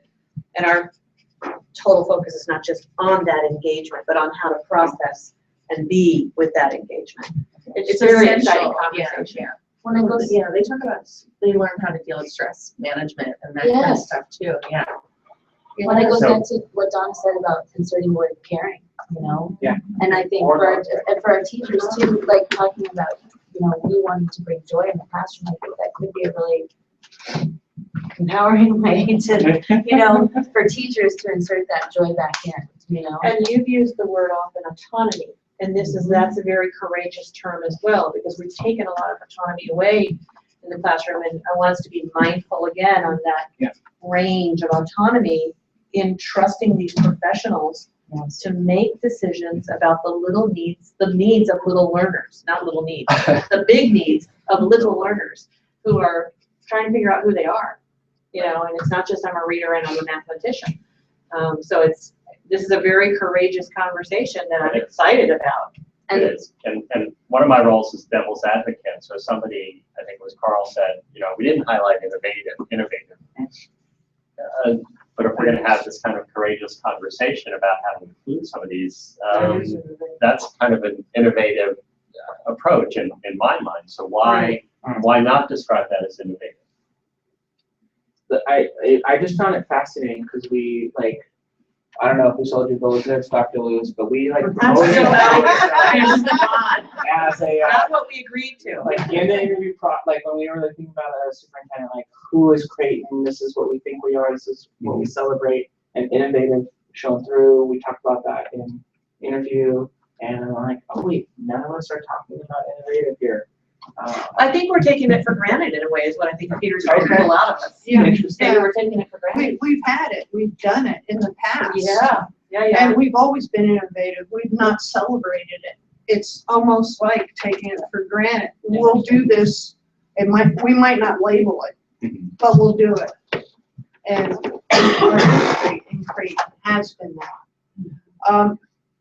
If we're on, you're talking about the whole child, lack of whole child on page, okay, I'll put on my glasses. For strengths and weaknesses. Yeah, in that internal weakness, I'd like, Jeannie brought it up, and I think it was what Amy also said, but if we're gonna go for equity, I'd like it put down that we don't have equity in an internal weakness. And it might be a goal, but we do not have that, so it needs to be identified as a weakness. And again, one of the things I try to do is to try to make sure that we understand what you mean when you say we don't have equity. What's Not all students are treated equally in staffing, in facilities, in monies, whereas tax credits. within Creighton or within Within Creighton, schools? within Creighton. Even your, student staff ratio, student teacher ratio, it's unequal. So You have a different areas, so that it's not equity. so I'll just put out there my thoughts on the equity pieces. Like we need to be clear on what the outcomes we want for our kids and recognize that some kids require different and more investments. And what I think is we have some, like it's more equal, but it's less equitable. Like we're not necessarily investing more in areas where we need it. Like we probably need smaller class sizes for kids with larger needs, and we don't just have it. It's out of balance. It's way out I of wouldn't balance. even say it's equal, Carl. If you look at staffing ratios at Mackin, Creighton, and things like that, and BP, is that equal? The point that I'm making is that we're not equitable, and that And we're not equal. the goal isn't equal. To me, the goal isn't equal. The goal is invest more where you need more to get the outcomes that we're wanting. Right. And we haven't invested that way. So go ahead. To tie this to what Donna was saying about the needs of the little needs of the big learners and the big needs of the little learners, the equity piece, in my mind, if I understand what you're saying, is you don't just equally apportion resources, you apportion them in some way aware of the particular needs of this child, the particular needs of this school and community. Yeah. So that every student in the district has an equal chance, an equitable chance. Right. We don't have For equity, we success. don't have quality. And first, the easier step would be equality, to just say, well, we're going to just have every classroom exactly the same number of kids. We're going to divide our numbers. Well, of that kids would be by- a step, but it shouldn't be the Right, last. But that's not our goal. That's To not, me, That's I not don't a think that's goal. our goal. I think our goal as a board, and I think we've talked about it, is invest more in the kids who need more investment to get them to have a fair Capture shot. that. Yeah, okay. Yep. So we're on the same page. We're on the same page, yeah, this is a goal, but I just want to nothing's make sure the been goal done isn't in equality. even The last goal year is- and a half. Right. We're talking about it, nothing's happening. So we're having classes leave us. Well, I mean, I wouldn't say nothing's happening. We've identified in numbers where the problems exist, and we're looking at how to address it. Has no action to help the children. So I think what you're Yes. doing is, and we're capturing it up here, when we get to the point of strategies, strategic goals, to get back to this. And another Yeah. internal weakness we talked about was the facilities. Okay, Our facilities, okay, 4 schools, that would be, Excellencia, Monte Vista, Papago, Gateway. So at least less than half our schools are new. The other ones were built in late 40s, middle 50s, anywhere from 45 to 58. We've kind of patched up and everything else, but they're old. That's right. We're not attracting students to, I mean, I know, I'm not sure, I'd have to ask Mike or you, whether we've increased Monte Vista's, we have, Significantly. but when Papago opened as a new school, we increased enrollment. When Monte Vista opened up as a new school, we increased enrollment. Yes, our schools, with the So- demographics, they're not looking great. So getting at like, what are really our ambitions? I don't know, whether first class facilities or, Right. Our facilities. high quality Attractive facilities. facilities. Attractive, at least. Attractive and functional, Right. for the new age learner or whatever. I don't want to use that phrase. I don't mean new age spiritual, I just mean the current type of learning facility that we need. Right, 21st century, 21st century, whatever phrase. not Yeah. mid 20th century. Not, where we'd have everybody in yoga classes, but Or pure. I would That consider it. Oh, Yeah. I they're- consider it for mindfulness. Right, Can I add something to this conversation? sure. So I think one of the other things that Donna and I talked about was that in the demographics of what's going on, if I look at page 4, bottom left, an external opportunity that is missing in this corner for me is we've had fundamental bond and override support. And I just think we need to celebrate that as an external success within our organization, if you will. And another bullet I would add to that bottom left quadrant is the current house flipping, if you will, that's going on in the neighborhood is changing the demographic. And I see that as an opportunity, and that is not to say SES is good or bad, it's just to say that there's an investment going on of sorts, financial investment by buyers. Housing is equivalent to me schools. Housing and schools you can't unlock them. and these are younger families that are moving in. And they're Yeah. gonna be making choices very soon. So there is an urgency to this opportunity, I think. Yeah, I just want to fully acknowledge the quick demographic shift that suddenly is happening that I'm becoming keenly aware of. Right. One house at a time, 4 per neighborhood at a time, Right, Right. right. one neighborhood out of 4 at a time. It's a very interesting creeping along little development we've got to be on top of it. I think part of it might be because we rebuilt schools. They're like, we're gonna invest in these homes. In my neighborhood, I think that is at least 50% of that equation.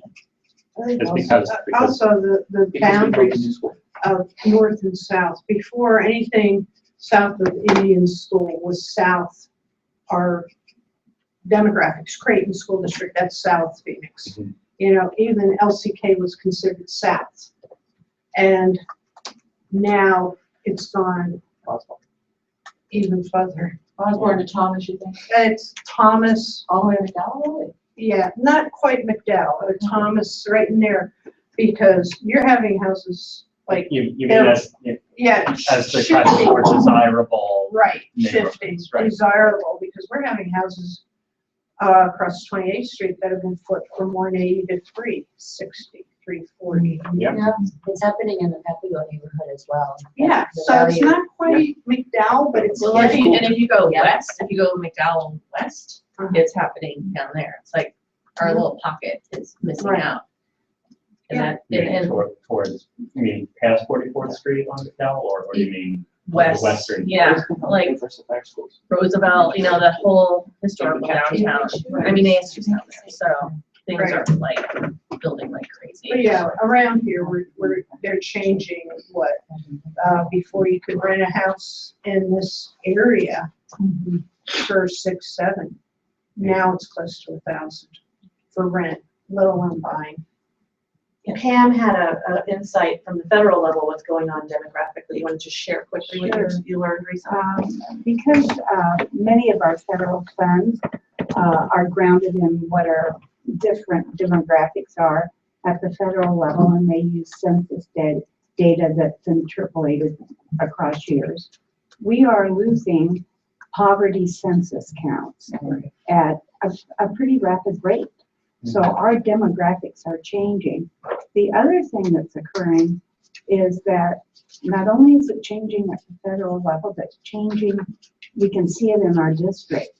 We lost more low-income kids than we lost kids over the last several years. So our I can see the demographics shift just by those kind of statistics. So we are shifting. We are definitely shifting. I'd like to add two more pieces. I know you're trying to get us to move, but I think these are really Is it still on the important bottom for left? fabric. Bottom left-hand corner, we have a phenomenal development of a community education foundation. Oh, yeah. That is a huge external opportunity. That is new. That is Yeah. new to us since the work of the team. And the beauty of this group is that they're grounded in what they call the 40 developmental assets of a community. And they've got a research-based focus on how do we grow the depth and fabric of the community.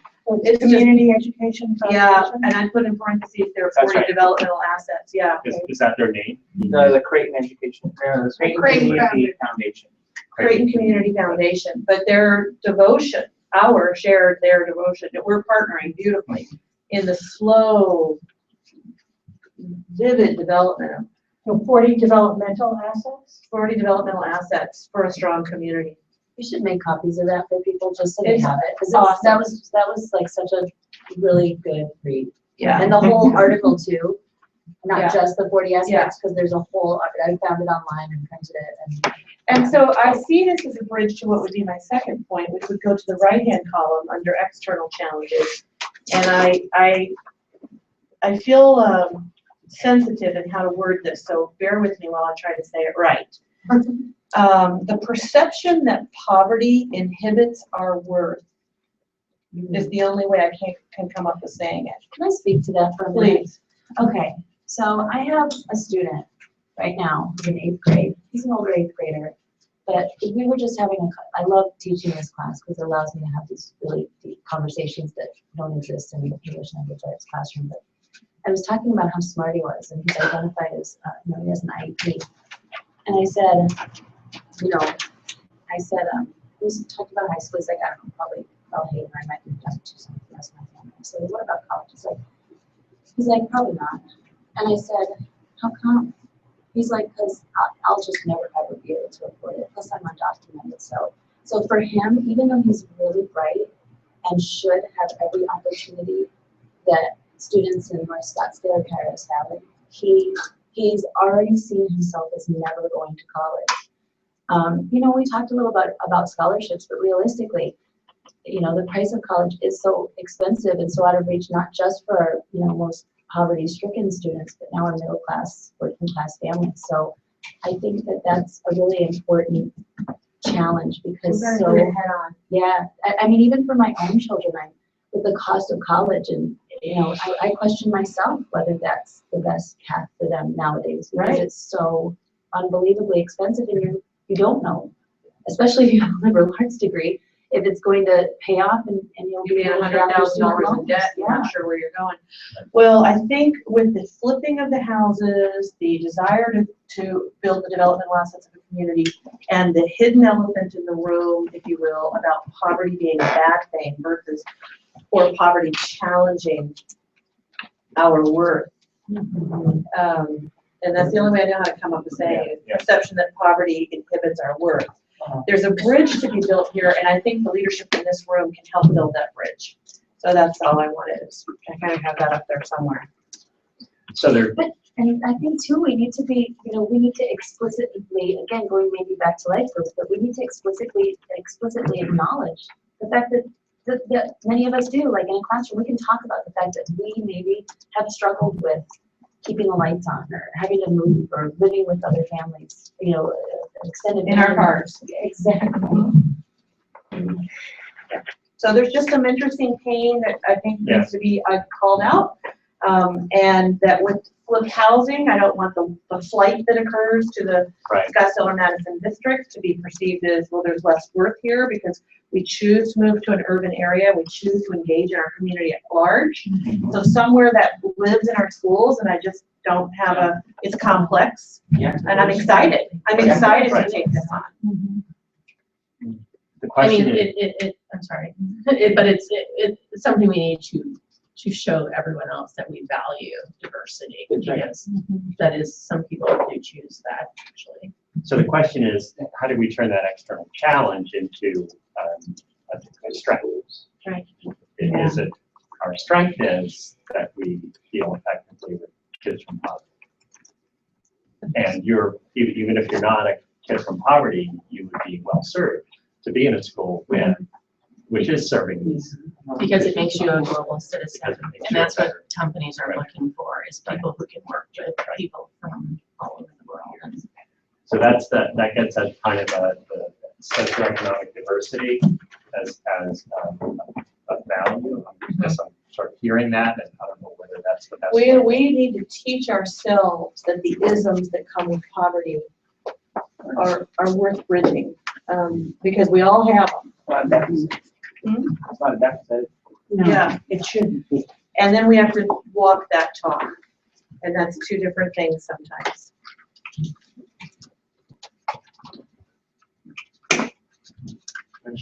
Yeah. Sure. So it's interesting because I see this conversation we just had as tied to the prior conversation about life skills. Because one of the pieces that I've seen, I have this wonderful opportunity at a very high poverty middle school to go in and talk to students about entrepreneurship and what it means to be an entrepreneur and what kind of how the shifts in the world and technology and all these kind of crazy technologies that are coming our way, like 3D printing and being able to get on the internet and start your own business with very minimal resources, how those things create entrepreneurial opportunities that have never existed before in our country. And what does that mean for you as an individual who's looking forward to your future? What are some of the alternate pathways to success for you? And even though you're in 8th grade, and right now your focus is on high school, how does that frame your thinking about your own learning and what you want to focus on as you move into high school and potentially college or whatever your future pathway holds for you? Think about what your own passions are and what your opportunities might be to live within those passions, and to be able to say, I really believe in and want to do this, so how do I create a future for myself where I have the opportunity to do these things? And so I see a very distinct connection between that sort of life skills piece and having that executive functioning and having that understanding and having that ownership of your own learning and your own future, and the piece about my self-worth as a person, coming, maybe from a disadvantage, but not allowing that to define you, taking it instead and saying, that's not who I am. Who I am is this vision that I have for myself in the future. So and in K through 8, because of the whole conversation about the formative years, we have the opportunity to inspire and imbue students with that. It's not really, I hate imbue because it's the same reason empowerment. We're not giving it to them, but we have the opportunity to help them draw it out of themselves. That's right. And somebody made the comment of those students, then being kind of self, advocates, and so that gives them that opportunity to be that self-advocate and be successful. Self-determination. Self-determination. So part of that is kind of a revealing to the student self what they hold inside. So one of my other stories about my daughter is she had an art teacher who in middle school teaching about sculpting, describing it as what you're trying to create is in there. You're just going to reveal it. So I think there's a certain sense in which we want kids to understand that what we're doing is helping them reveal to themselves what it is that they have. Okay, we've uncovered a whole lot here in terms of revealed. Our values are showing. I think so, that's a good thing, that's a good thing. So let's talk a little bit about values, guiding principles, vision, mission. Do you want to share with the steering committee? Sure. I'll just read it. So one of the things we're going to do is we've got now, three kind of densely packed parts of ideas. As I said, the steering committee went through a very similar process and distilled this down into statements of value, vision, and mission. What I'd like to do first is to share with you my understanding about what those three categories mean and why the steering committee at least decided that was an effective way to tackle that. And I always thought that, this is the stuff we have, and now we do is package it. And part of this is for purposes of communicating. I came up with that as an idea earlier. So what I would describe as the vision begins there. The vision of Creighton School District is what you aspire to over a span of 10 or 20 years. So this is kind of in the decade-long span. There's two, in American history, I think there are two classic examples of vision statements. One was Martin Luther King, I have a dream. And if you think about that, I have a dream speech, it was a vision. It was not an impossible. It wasn't impossible, but it certainly wasn't present when he spoke to the world that afternoon in Washington. And the other great example of a vision statement was John F. Kennedy, when he said, before the end of this decade, we're going to land a man on the moon. At the time he said it in 1961, nobody had any idea how you would ever do that, nor really whether we had the ability to come up with ways of doing that. But it was a vision, and I think it established the end goal. So as we think about vision, those are the kinds of statements that ought to be present in the vision statement. What do we really aspire to over the course of 10 or 20 years? Values, on the other hand, are the kinds of things we hold dear that are going to guide us in making decisions, making adaptations as we move forward, because we can't, over that decades-long span, we can't anticipate really what the needs are going to be exactly. So we need to have some way of making decisions, and values are what we're going to use as principles, if you will, for making those kinds of decisions. It has to be consistent with these values when we decide to do X rather than Y. I believe also that the values should be able to be seen. So if we articulate a value, I should be able to go to a classroom or an office of a Creighton School District and be able to see, yes, this is where that value is in action. This is exemplifying that value, because these are the things that are at the core of what we do and help us make decisions as we modify things moving forward. And finally, the mission is, what are we doing? What are we engaging in right now to advance ourselves towards that mission that we have set as an aspiration? So what are we actively doing? So the mission is more of an active, what are we doing now? In very general terms, but it's an active present tense in the mission that's not necessarily present in the vision. So that was the sort of preamble to the discussion we had with the steering committee as to why we ended up with values, a vision, and mission as the product of the discussion that we had then, which followed this kind of brainstorming, like what are the key ideas? Is that clear enough? Mm-hmm. And I don't know whether, I can write these up somewhere if people would find that beneficial. Or we can just move to. Yeah, I think you got it? I got it, All right. yeah. So, I don't want to, I guess so my partner. I'm really not sure now whether the best thing to do is to say, well, here's what the steering committee came up with, or do you guys want to take a crack at it yourselves? In terms of coming up with some Well, vision. I'll just make a comment. I've been talking about the You have vision a copy of statement. you have a copy Yeah. of those. I've been talking about the vision statement for quite some time. Okay, I guess we've made a decision. We're gonna talk about the vision Well, statement. we don't have to start with that. We can start with the values. Yeah, sorry, I didn't mean to say No. that. But we can start with what the steering committee came up with. Yes, yes. Okay, all right, let's do that. So let's get that something. Right, I'm sorry, I already read it also. Right. So, well, what was your comment about the vision statement? Maybe that can help us get started. Yeah, and it's just a different perspective, I think, than this perspective has. And it's, you're starting it out, it's so helpful to give a great perspective about what a vision statement really is.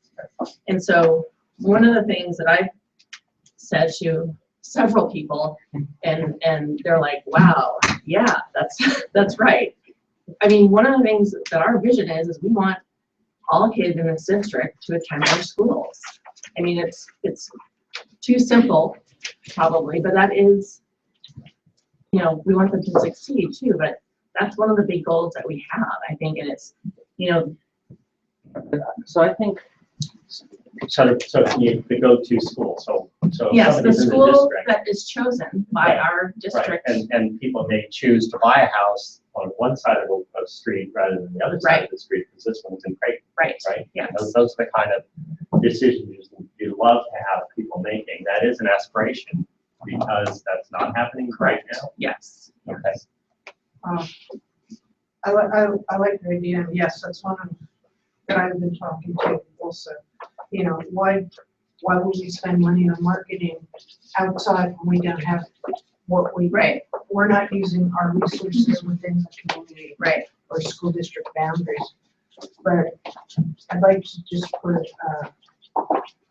neighborhood schools. The board in the past really kind of hit that, you know, our neighborhood schools would be their school of choice. Right, like, exactly, yeah. That's the only thing I have. Right. Insert neighborhood. I mean, I think of, so I'm just responding here. I think like an indicator of success would be that families in Creighton choose the schools. I don't think the vision is they're in schools. I think the vision is like what would be different for kids who came here. So I think Right. the indicator is the Right. right indicator. I just don't know that I'd call it the vision. Yeah, I'm not sure that I would either. And then, so I believe in neighborhood, but I think I have a different boundary. So I know that we've had challenges in the past when we didn't have the neighborhood schools where we would bus children from one side of the district to Squaw Peak at the time. Then we didn't have the partnership. It wasn't readily available.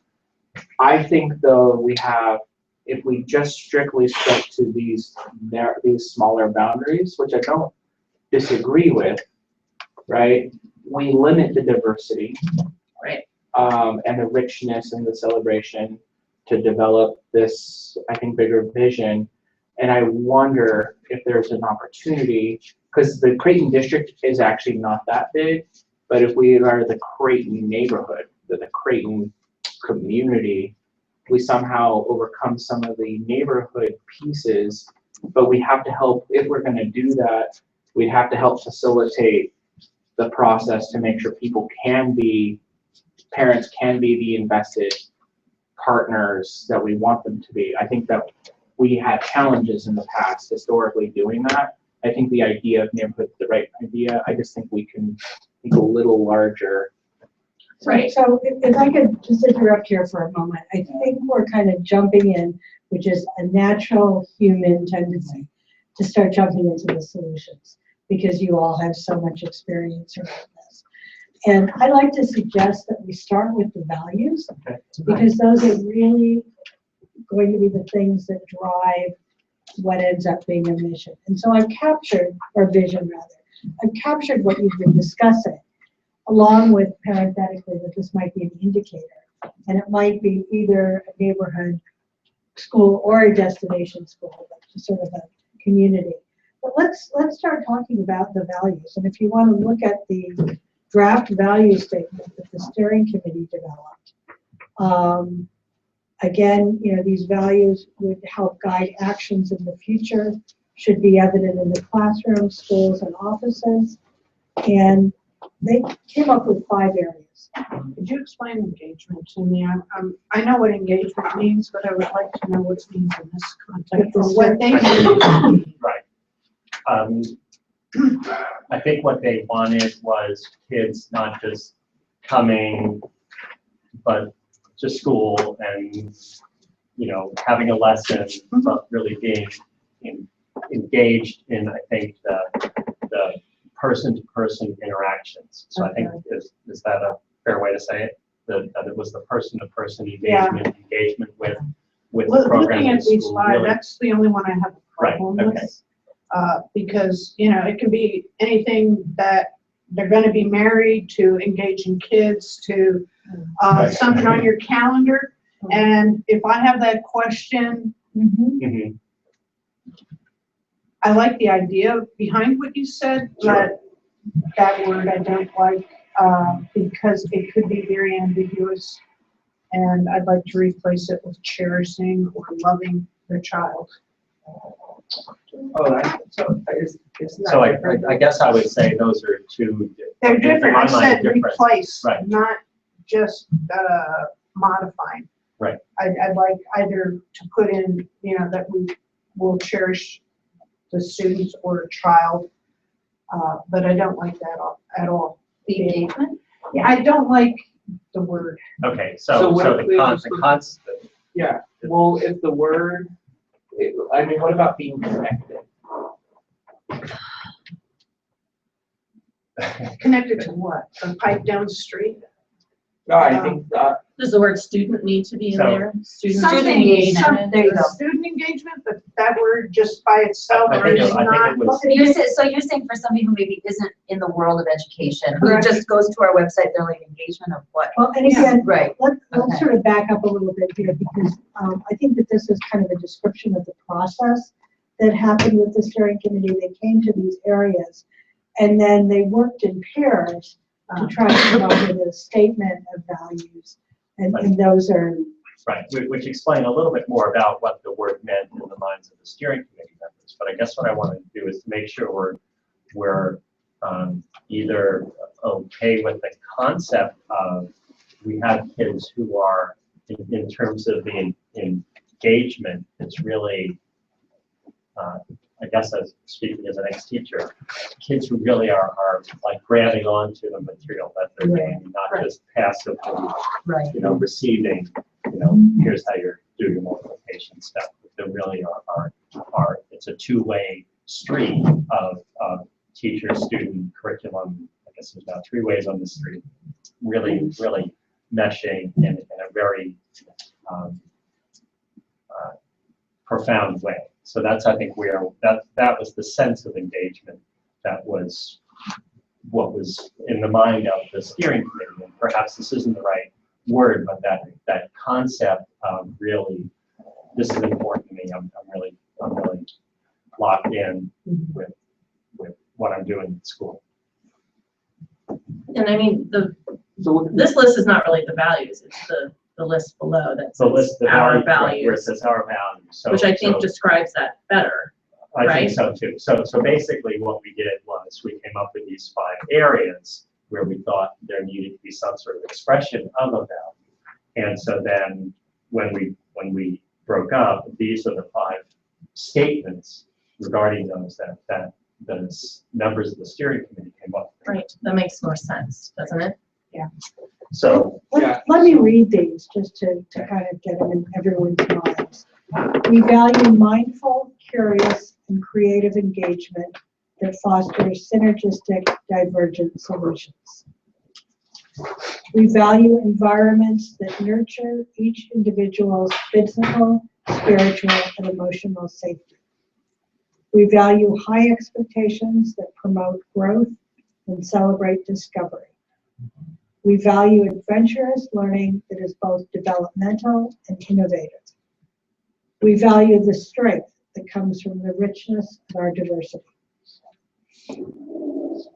A couple of questions here. Sure. Well, first a comment, right? This is brilliant. I like this. So I just want to start there. I'm curious, two things. Number one, adventurous. Like, can you help, like, what was that conversation? How did we get to that word, that adjective? And then number two, I guess I just want to put a placeholder on, like, what do we mean by diversity? But yeah, I want to start with the adventurous. Sure, adventurous. Again, others who are there, please jump in, but I'll give you my take on it. That became a word which was like, yeah, that's it. That's what we want to have, is a sense of adventure. I'm going on an adventure when I go to school. I'm not going on oh, now here's school again. So it needs to be, I think that is in some ways related to the engagement piece, but it's like, this is exciting. The kind of things that I'm doing are exciting.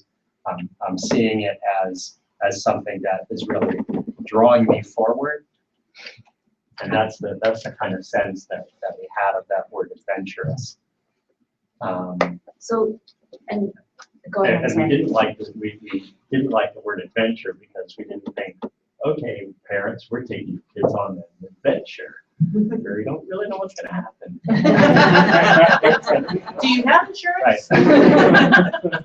Yeah. So I feel like it comes from Dr. Lewis's use of the word joy and fun in the classroom and adventurous. Or in learning, right? Because some of the learning might Right. not be. In the classroom. I'm just curious because, like, I know we value the junior ambassadors. right. I feel that there are more opportunities to do socially embedded learning outside of the Yes. walls of the classroom or the Yes. building of the school. So I didn't know if that was encompassing that, because that to me is super exciting. Yeah, it was actually, it was replacement language for risk taking. So we did a long conversation about risk taking, and we said, well, we're really not sure we want to encourage students to Right. engage in risky behaviors, right? But we ended up on risky behaviors. But then, so we were trying to really drill into, well, what do we really need? And part of what you just described was spot on to where we were. What's interesting, and I don't mean to draw out a specific member, but it actually came from a teacher member of the group, which was really kind of cool. And when the word was said, everybody in the room just lit up, because what we realized was, and I hope you don't mind me stealing this from you, Dr. Lewis, but you know, I've been involved in several conversations with Dr. Lewis where she's talked about, you know, her perfect teacher is, and I don't know if you're familiar with the Magic School Bus program, and you know how the kids get on the Magic School Bus and they get shrunk down to tiny size and they go in the human body and explore. It becomes a rocket ship and they go into space and explore. And so it's that sense of kind of tearing down the walls of the classroom and, you know, extending that learning adventure outside. But as Peter so appropriately pointed out, we don't want that adventure to be a sense of, you know, well, we'll try to Indiana figure out where your Jones. kid is later. It's not Indiana Jones. There's not giant boulders rolling down on top of your children.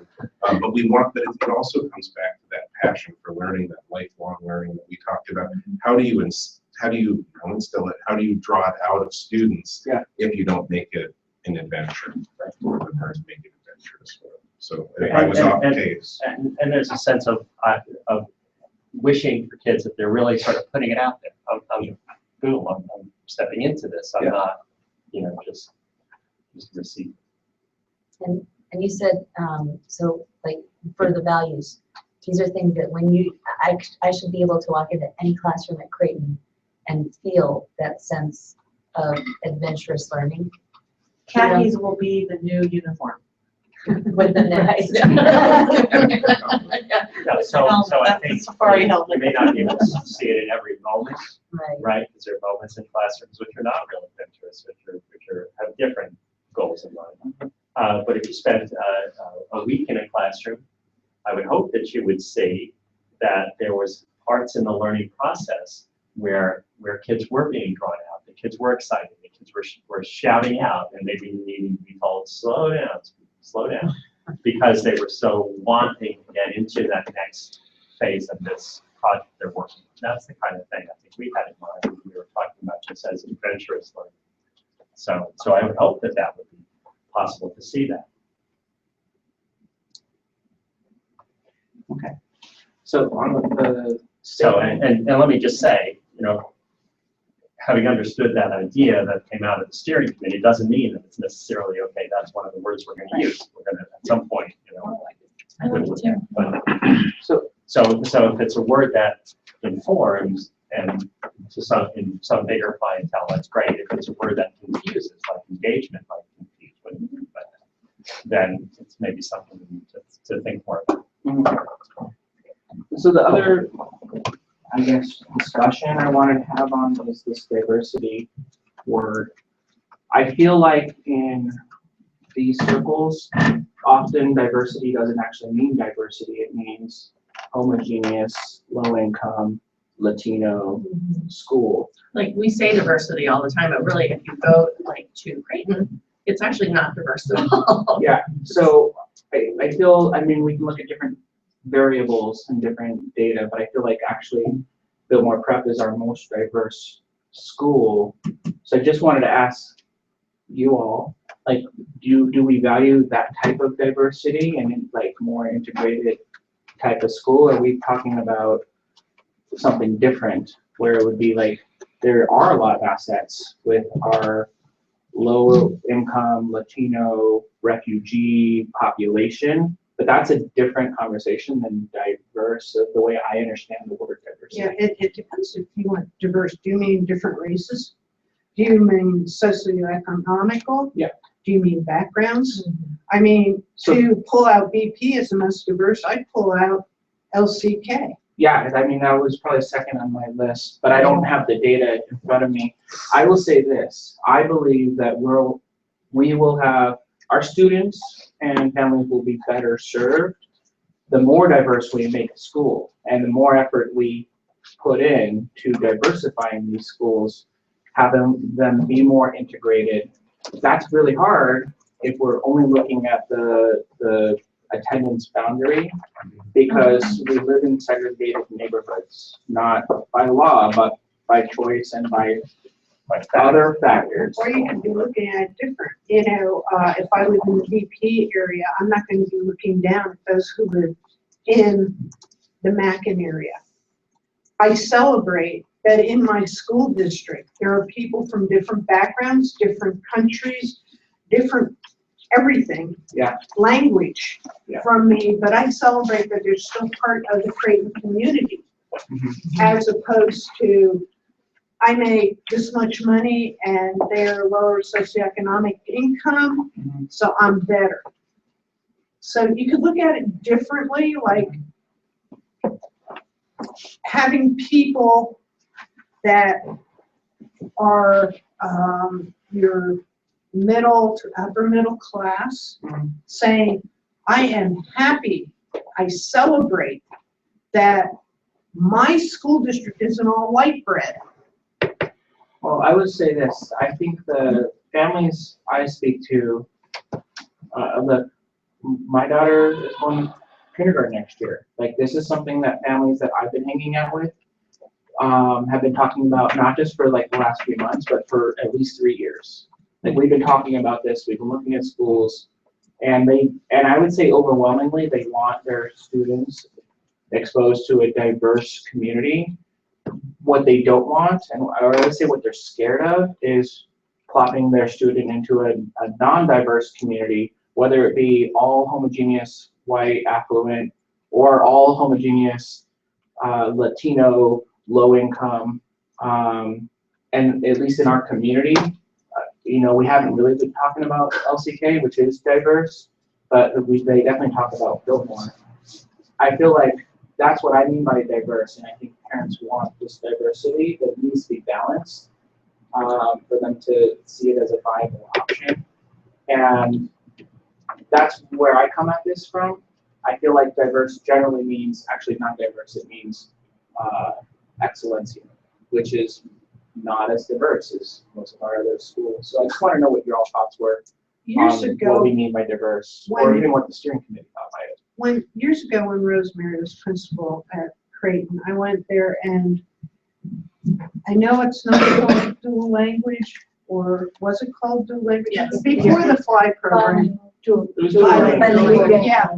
And I got upset, but it was a state rule, it wasn't Creighton's rule, whereas if you were English language speaker from birth, first language, you didn't have to have any type of test to go into the dual language program, same as flying now. And it's the same rules, but if you were not English language speaker as your first language, you have to take a test to go in there to make sure you're proficient in English, somewhat. But what struck me in Rosemary's class, yes, you had a whole bunch of different kids, but in the middle were basically two blonde, blue-eyed kids. And I'm going, okay. And Rosemary explained that these two individuals, their parents worked downtown, they were lawyers, and they wanted diversity for their kids to grow up not in all the same level economically, not in the same skin color, nothing like that. And they want them to speak Spanish also. So that's where they plopped them in Creighton school, which was kind of odd. They didn't have any fears. You get a lot of fears. I don't want to send my kid who's white down to Creighton. They're going to get beaten up. Right. Bull. But anyway, you get fears whether they're real or imagined about a culture that is different and kids that look different. If you haven't listened to the podcast that Amy's recommended, you definitely should, because it's exactly what you just said. And so overcoming that and figuring out how to tear down those walls of people being fearful of the other, or, culture that they don't understand, a language that they don't understand.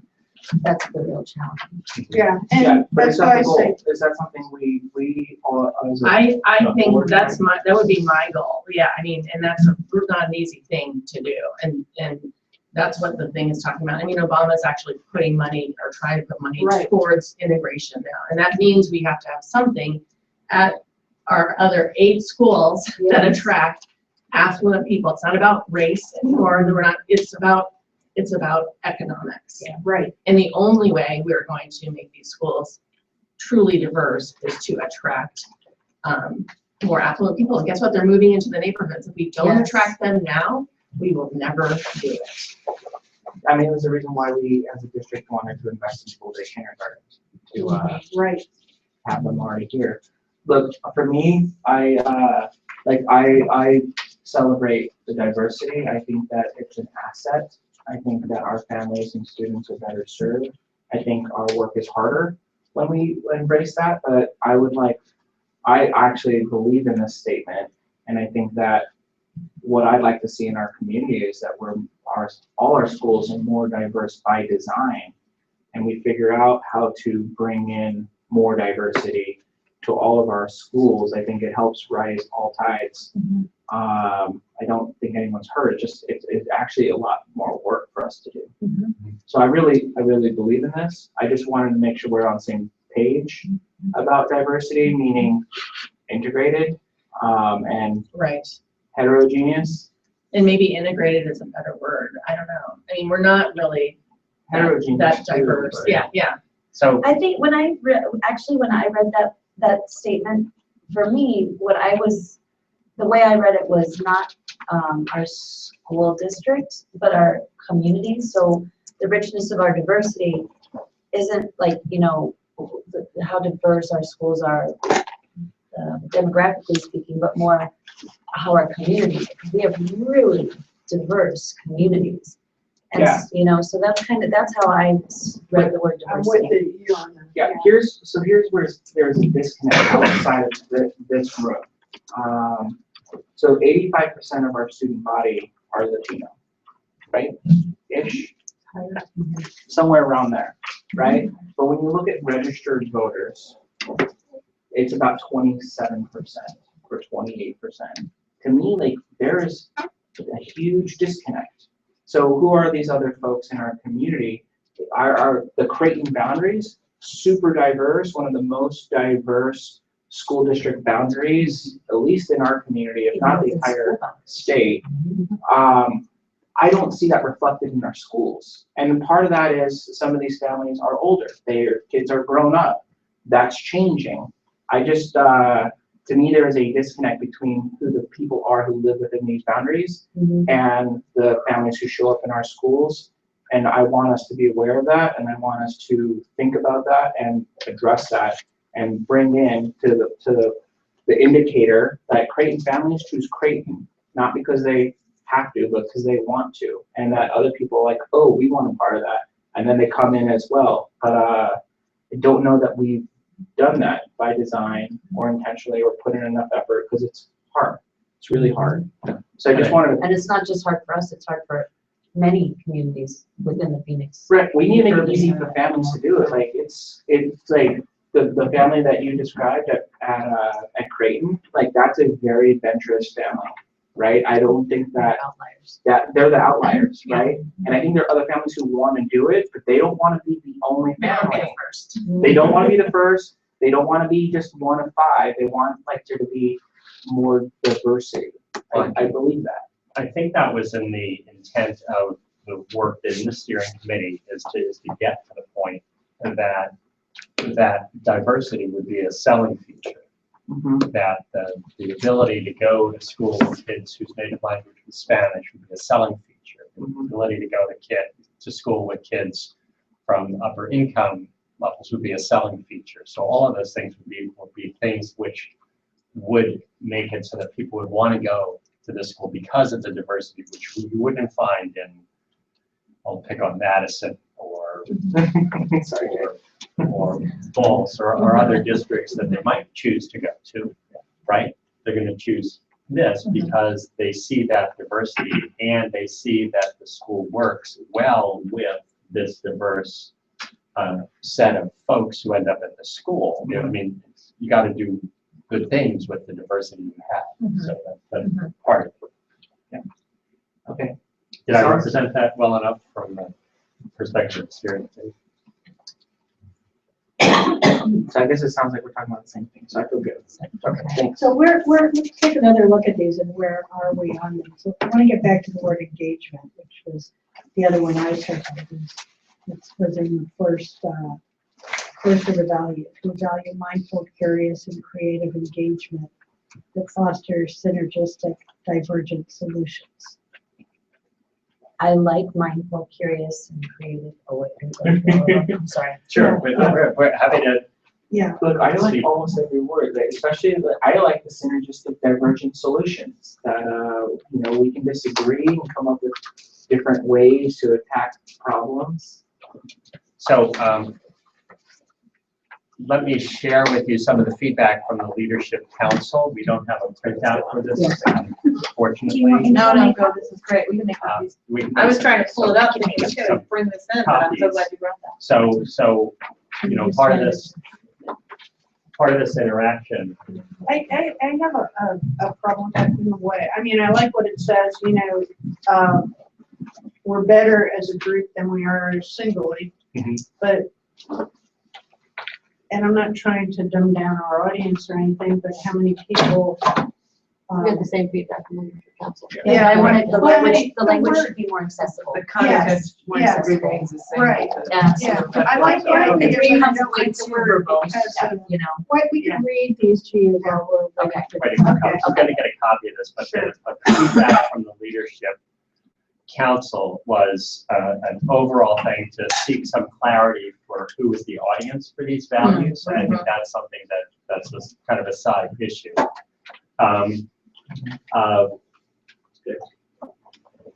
What does promotion look like?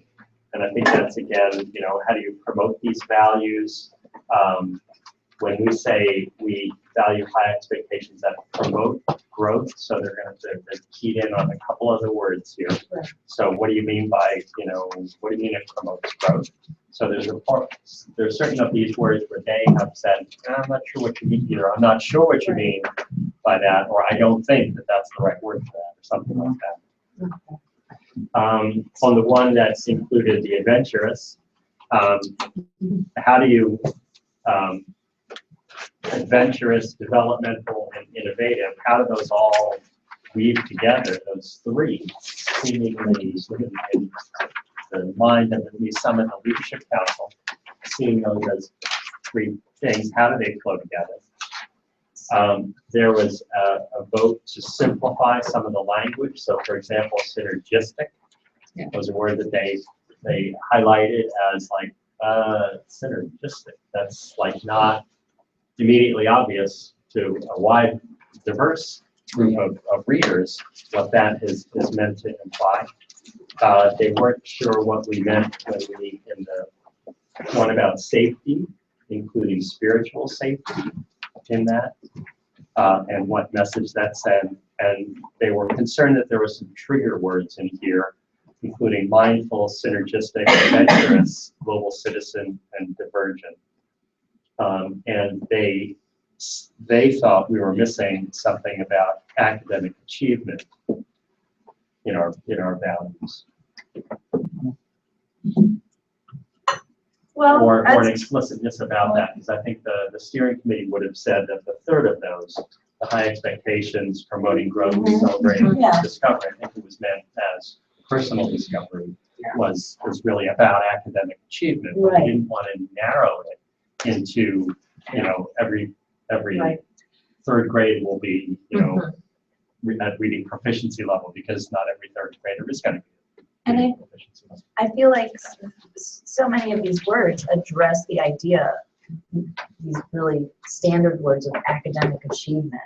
I feel like the mindful, curious, creative engagement, adventurous learning, high expectations. I think that academic acchievement is kind of embodied by many of these statements here. I agree with her, and I think academic achievement is overused. Yes. And gives even though it's not, or might not be, it's giving the connotation of testing. I feel like we're coming out of an era of No Child Left Behind, and just like joy, like we have been, the joy has just been sucked out of education for 15 years now.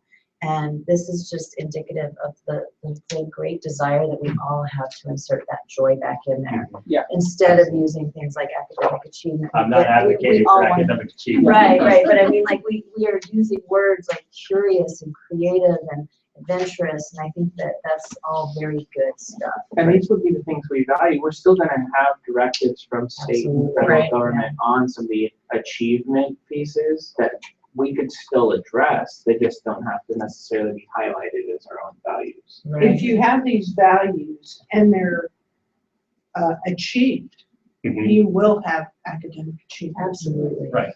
So you don't have to put it in Mhm. specifically academic achievement. Mhm. So Well, And again, these are the values that are gonna underlie your vision and your mission for how to get there, which then drives your strategies. and decision-making process. And I guess we had said that these values should be evident in a classroom or whatever. And I think that, is there mindful, curious, and creative engagement all the time? No, not at all. Not at all. Sometimes kids fall asleep. on the But not because it's boring, because they have Right, right. On the part of spiritual, what message does it send? If you get back to the thing that environments that nurture individuals' physical, spiritual, and emotional safety. Mhm. And the spiritual is used in the word with safety. It does not have to mean a religion. Right.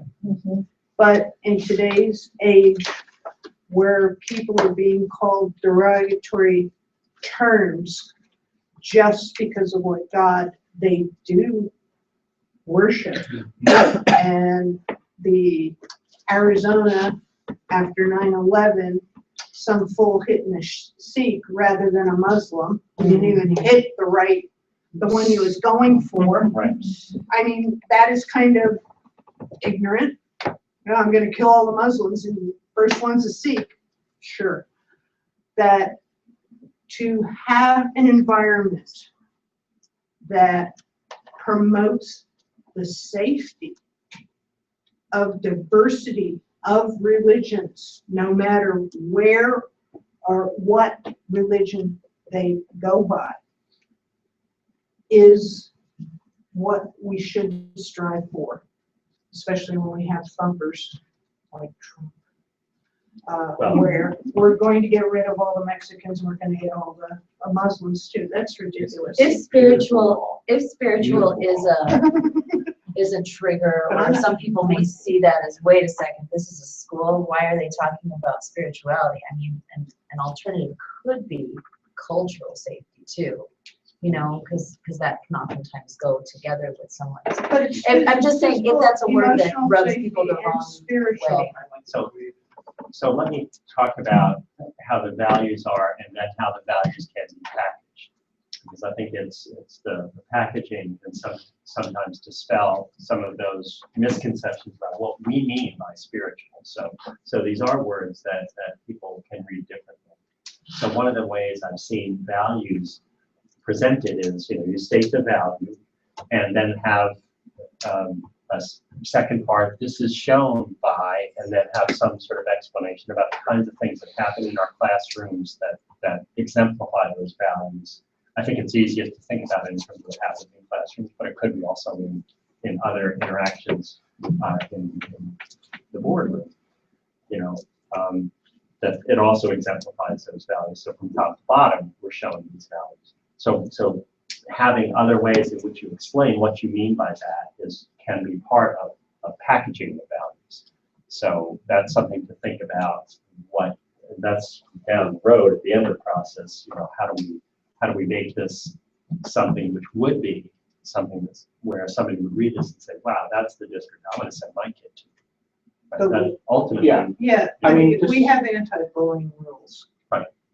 But we also have like at LCK, the immigrants coming in, they are not Judeo-Christians.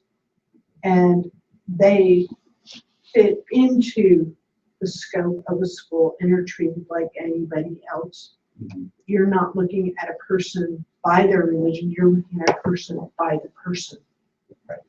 Yeah, I mean, these values really read to me very individualized. The only, I got a little concerned because it's not about the community and like our efforts to promote and build community, except for the last statement. So I'm like, oh, okay. But I mean, I get the sense this is about an individualized experience depending on each child for who they are. I guess, I don't know. I don't have any concerns. I think the packaging, though, what I know is when parents ask about the schools, they actually don't ask about the schools of the district. They ask about the teachers. They ask about the teachers. So the packaging has to be thoughtful about that. So in terms of whether the governing board is ready to embrace these values, one of the things to think about is in terms of the 5 areas that the steering committee identified as being areas in which we needed to have a statement of values. Are there others besides those that especially Caring. caring? Caring is. Yeah, and the first one I still have a problem with the wordage. I don't have a problem with the sentiment. Just more accessible language, Yeah, that's especially the synergistic divergent Yeah. part, I think, fosters synergistic divergence. So Right. we all agree with that. Church. Well, Cherish, yeah, caring, nurture and cherish could be, because I know that was, Yeah. that was something All that perhaps. students. or even love. And then equity was another, is that, Well, is equity, is that the strategy? well, if we're talking about values though, would that be one, I mean, the value is we promote So- all these things. I think equity is a strategy to Okay, make sure we're using, to me, it's a resource strategy. I agree with that. It's not we're not valuing equity, we're using it to get our values across. That's right. And it may be something that appears in the mission statement, which is what are we actively doing to right, to embed these values in the work we do and reach toward the vision we've set out for Or it ourselves. may be in the strategy. okay. Yeah. So it sounds like with the feedback that we've given, that we've taken notes and we're gonna get comprehensive notes, and this feedback from the leadership council, that we can work on some wordsmithing with these. We need to see at the next round. I do like the first one, the meaning. It's just like she says, the word or wordsmithing about it. But the meaning of it, we're all better as a group than single. Okay. And we'll add a sixth value having to do with nurture, love, cherish, care. Oh, yeah. Really good stuff. Okay, good work. Yeah, I would say, I mean, maybe for that sixth one, there's something about like love for kids, and then there's something lost in like it's love for others' kids versus our own kids.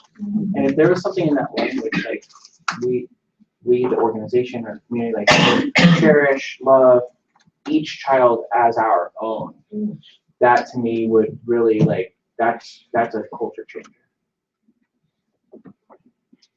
We're not just making decisions for kids in the abstract because we want them to get more reading. Like, what would we do for our own individual child? Well, and in our strengths, on page 3 or 4, whatever, that family feel was like number 1 on the list of internal strengths or whatever it was. Right. Yeah, You know? yeah. So there might be something. So are you ready to take a look at the draft vision? Okay. So, can I ask a procedural question? It's now 1:45. I'm not sure what the plan was for lunch or when. Are we ready? It's in Zoom. Okay, so let's get, but that's great. I wasn't sure whether it was noon or 12:30 or whatever, so. In terms of the vision statement that the steering committee came up with, again, it was an aspiration, it was meant as an aspirational statement.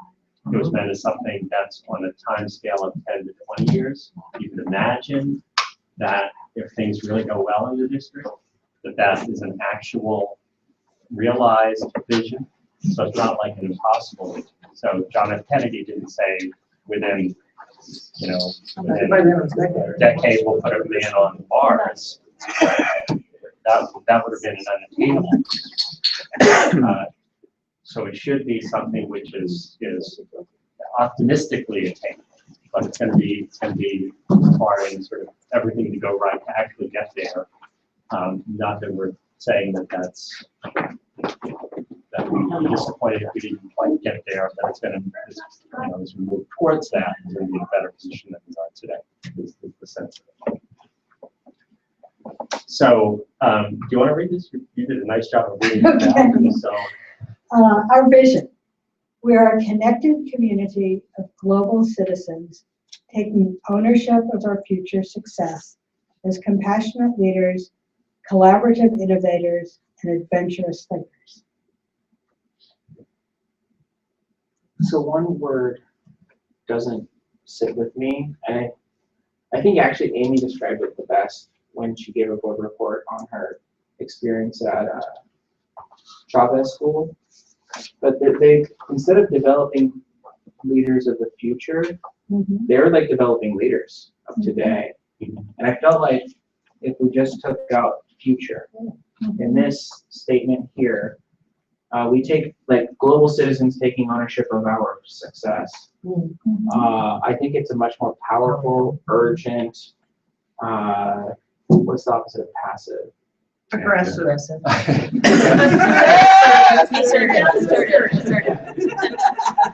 Yeah, it just, I don't like future.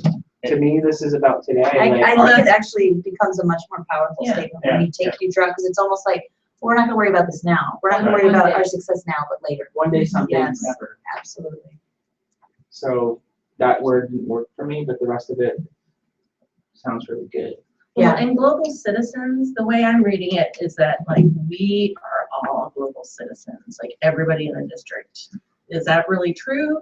Or are we That's trying to? That's our aspiration. Vision, 10 to 20 years. Right. We would like in 20 years, let's say, for students as they come and work through their second grade year to have some sense about themselves as global citizens connected with others in their community, taking ownership, so that sort of the agency that kids are developing even in second grade is happening. And they're compassionate leaders. They step up and do things, but they're mindful of everybody else, and they're collaborative with each other. They innovate, and they're adventurous thinkers, as I would have. And Peter, you specified students, which is our core, right? But what's really powerful, having been through this process with another district, one of the things that came out of our process there was we didn't want to limit it to just the kids, right? We're here as part of the community, and we're also here as part of everybody who works together to make that happen. So one of the things I particularly appreciate about the statement is we are. Yeah. It's what we aspire for our students, but it's also what, you know, when we talk about retaining, recruiting, you know, teaching staff, other support staff, if we're empowering everyone to be this, then we're all working together towards this. So that is what it means. I mean, it's for everyone. I mean, we're not there today, obviously, which is not what the intention is, but. Yeah, the other word, I brought this up earlier, but you know, compassionate versus empathetic. I think empathetic to me is a better adjective. To me, it's like the empower word. I think I understand it, but it's a little, it's patronizing in my book. Compassionate. Yeah, I like empathetic better, personally. I know we talked about that at the town hall in my little group. I wasn't the only one. Actually, it wasn't. Someone else brought it up, and I'm like, oh, I see where you're coming at.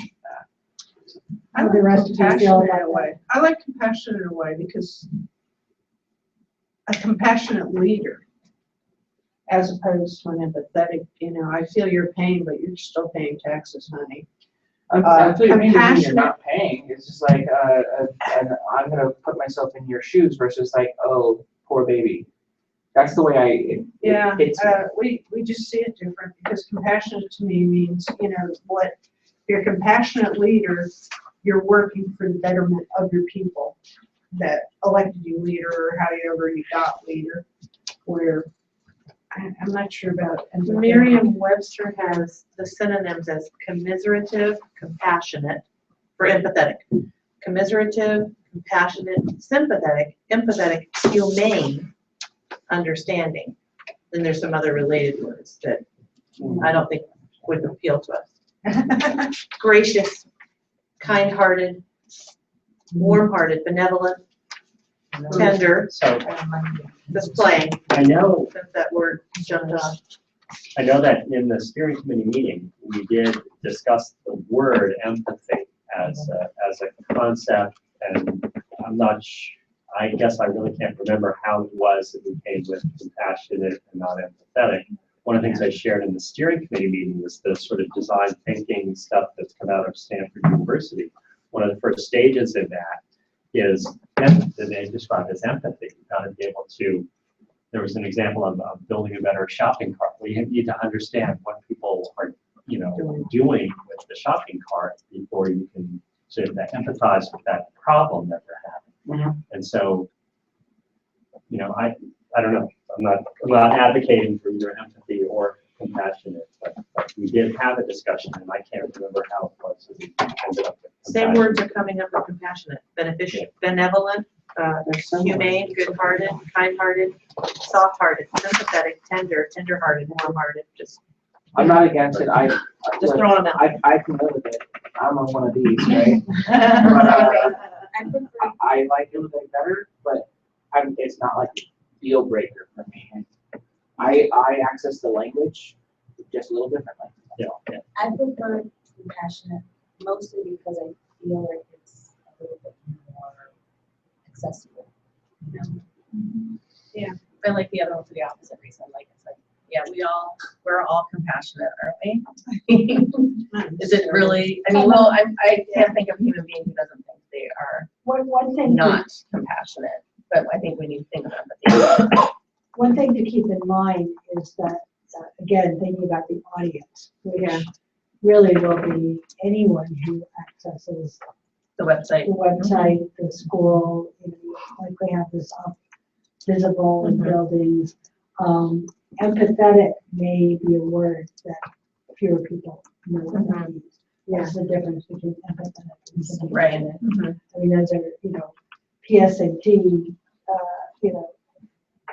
study guide words, but may not be as understandable to a wide audience.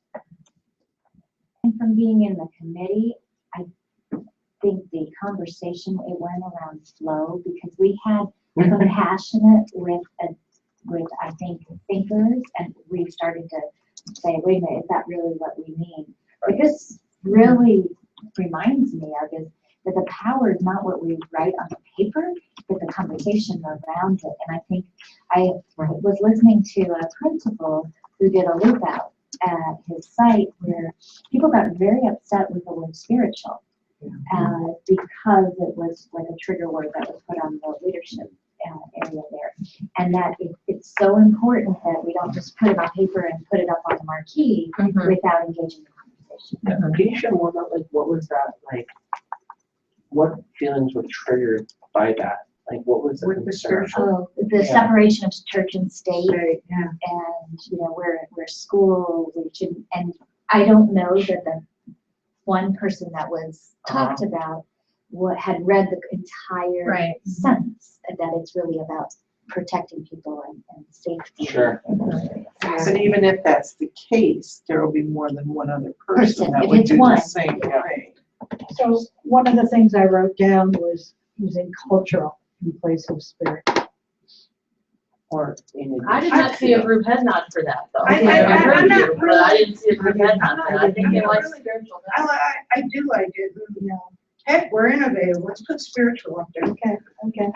And in the packaging, Yeah. explain What that that means. students of all Any, Right. beliefs and no beliefs are welcome and embraced Right. and honored. I and don't think I would- protected safety. I don't think it would be a bad idea though to maybe ask more people outside of the community how they feel about that, because I think that for a lot of people that could be a turnoff. So it might be a good idea to just kind of do an informal poll, maybe. Hey, well, how would you feel about your public school having a statement as one of their values? How would you feel about that? You know what I mean?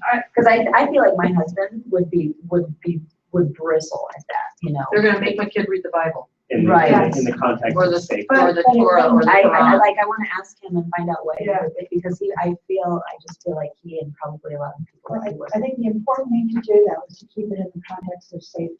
Yeah, if you look at Spiritual safety. nurture safety, and No, that and I- includes yeah. physical, spiritual, and emotional.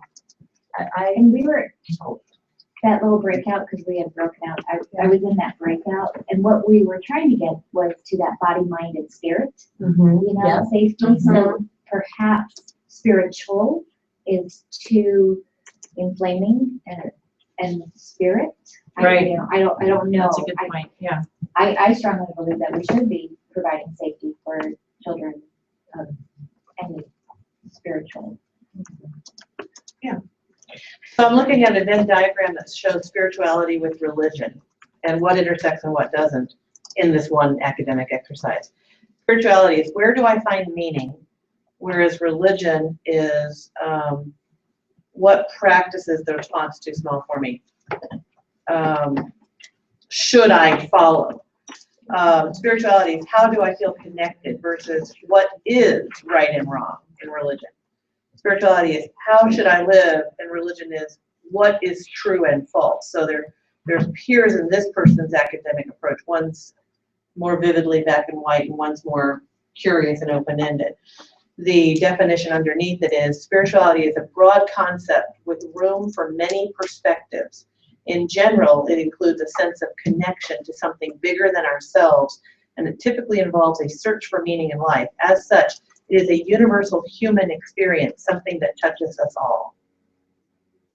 Don't know if that brings comfort, but I thought it was interesting. One of you had mentioned body, mind, and spirit, and playing off of that in terms of coming up with this. Something I just drafted that I'll read to you is, what if you change the statement to read, we value safe environments that nurture each individual's body, mind, and spirit.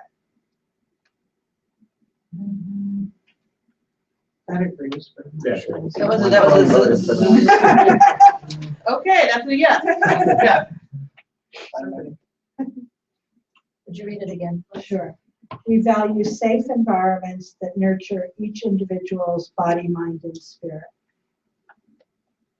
I like it because it has the KISS objective. Keep it simple. Let me just read to you. It doesn't have the word synergistic in it, so. No. Let me read to you, or direct your attention to the Leadership Council feedback on the vision. Global citizen has multiple definitions and can be received both positively or negatively. Maybe too general. Light connected community. Clarify community. Who are we? For example, we are a community of parents, etc. Busy, long, does not stand out, hard to remember, need to shorten, and something to remember. It's like with global, you know, with the idea of, if you took global out and read it, we are citizens. You know, we could be citizens of anything, including the world. You know, world citizens, Let global me citizens. just share something I that feel like it's exclusive of The country. undocumented families. But But it global doesn't- citizens But makes it doesn't say feel- what citizen, we are citizens, it doesn't say citizens of what too, so it appeals to the Tea Party also, if you want to do it that I do know from some other research that I've done in the Phoenix community that the word citizen is a trigger word way. Really? By itself. by itself. Okay. Because there's an assumption that it excludes undocumented. Right. I don't think of it that way, but yeah, Yeah. But but from a thanks for that. community standpoint, But global citizen negates that, or? well, I'm not sure, world citizen, global citizen, they're same I think idea. I think the problem with global Intergalactic. citizen, where it was regarded as negative, there's, you know, sort of the UN's trying to take us over camp of people who think this is another, you know. There's also concern to use that a catchword. Mhm. Is it being overused? You hear global citizen a lot, and so they want it to have meaning and not be just a catchword. I mean, for me, like, it's important that, I mean, the kids I taught, like, they have this very small sense of the world that's about 1 square mile, right? And bringing them out, I took them down to ASU, like, their worlds just changed. And to me, like, that's nothing, that's just 15 miles down the road. Like, I like this more global approach. I like the idea behind it, but like you say, it's a catchword. If you take out global citizen, we're a connected community taking ownership.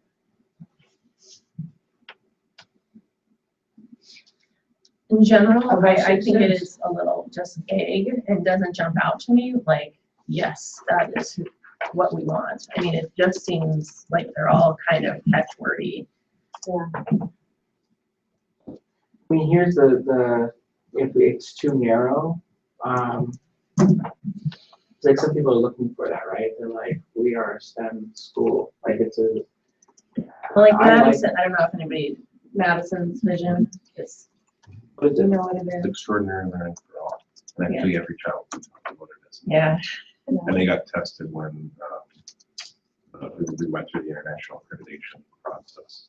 And they went and they grabbed kids and they, you know, and actually each school has their own, but most of them you'll find the ones at the schools are very closely aligned to what the district. Was that the mission or the vision? That is, it was actually our purpose statement. We chose not to go in. We had a whole big debate. And we threw out values, mission, and vision.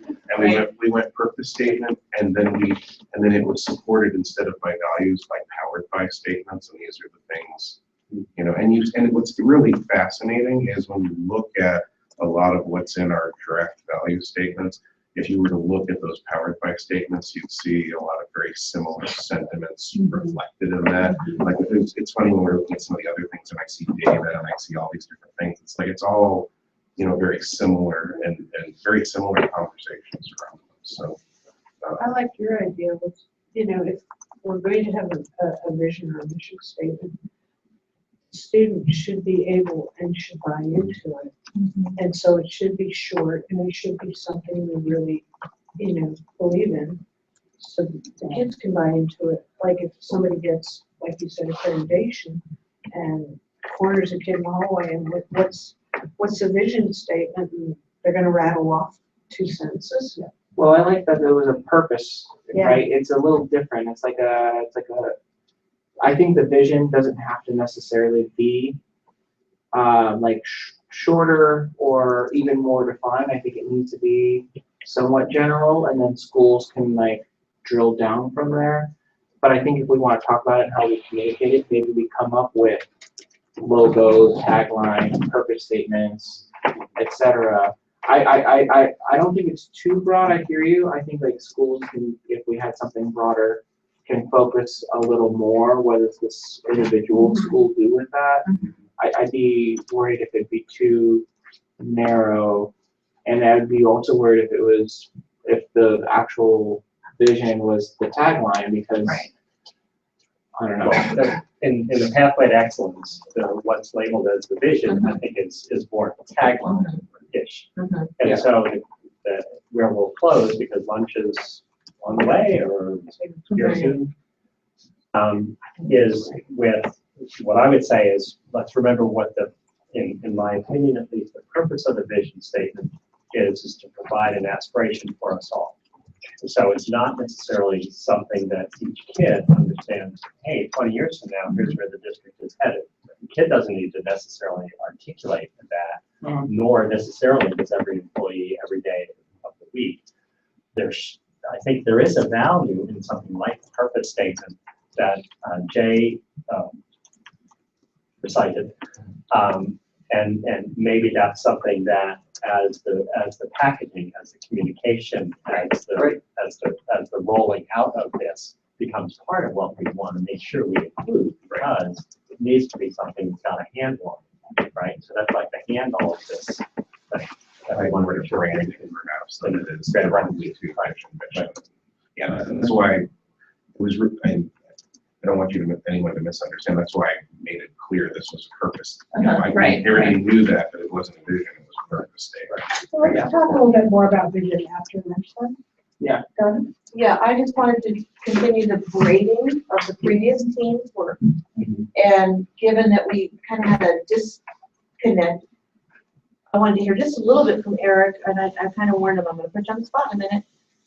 When we went through virtually a similar conversation with 35, 40 people in the room, and you circled around transforming, innovating, achieving excellence, what popped that for the team, if you recall, as the tagline or what ended up being called a vision statement or a purpose or whatever we end up calling it?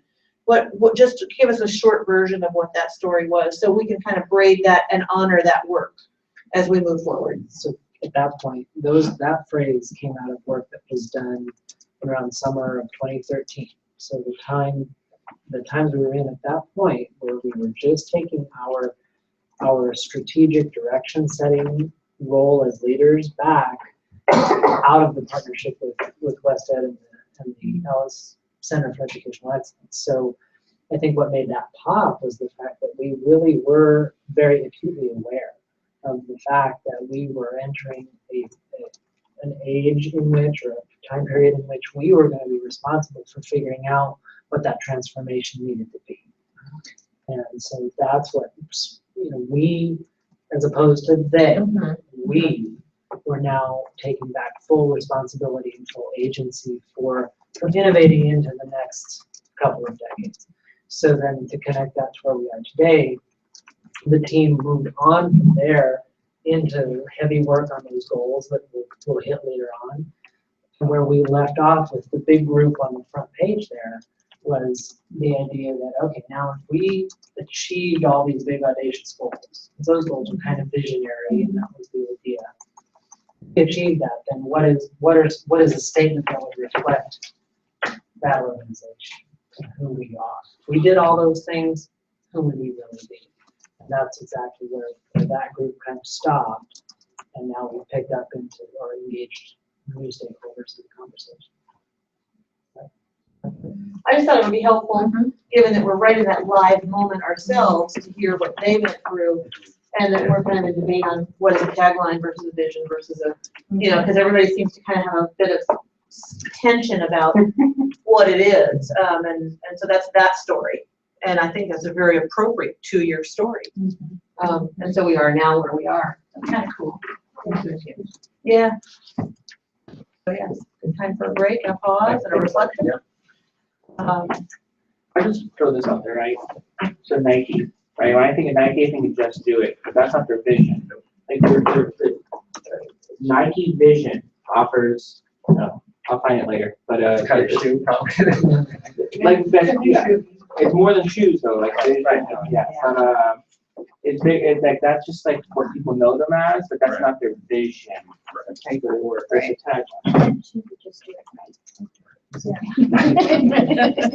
First time.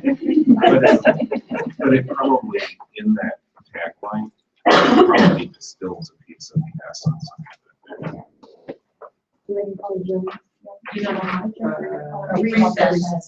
Right, so we're gonna go What ahead. time are we in motion? No. I guess it's called. For how long? 12:08, and we'll resume at 1. Okay, so we're gonna, call recess at 12:08 and resume at 1 o'clock. Thank you.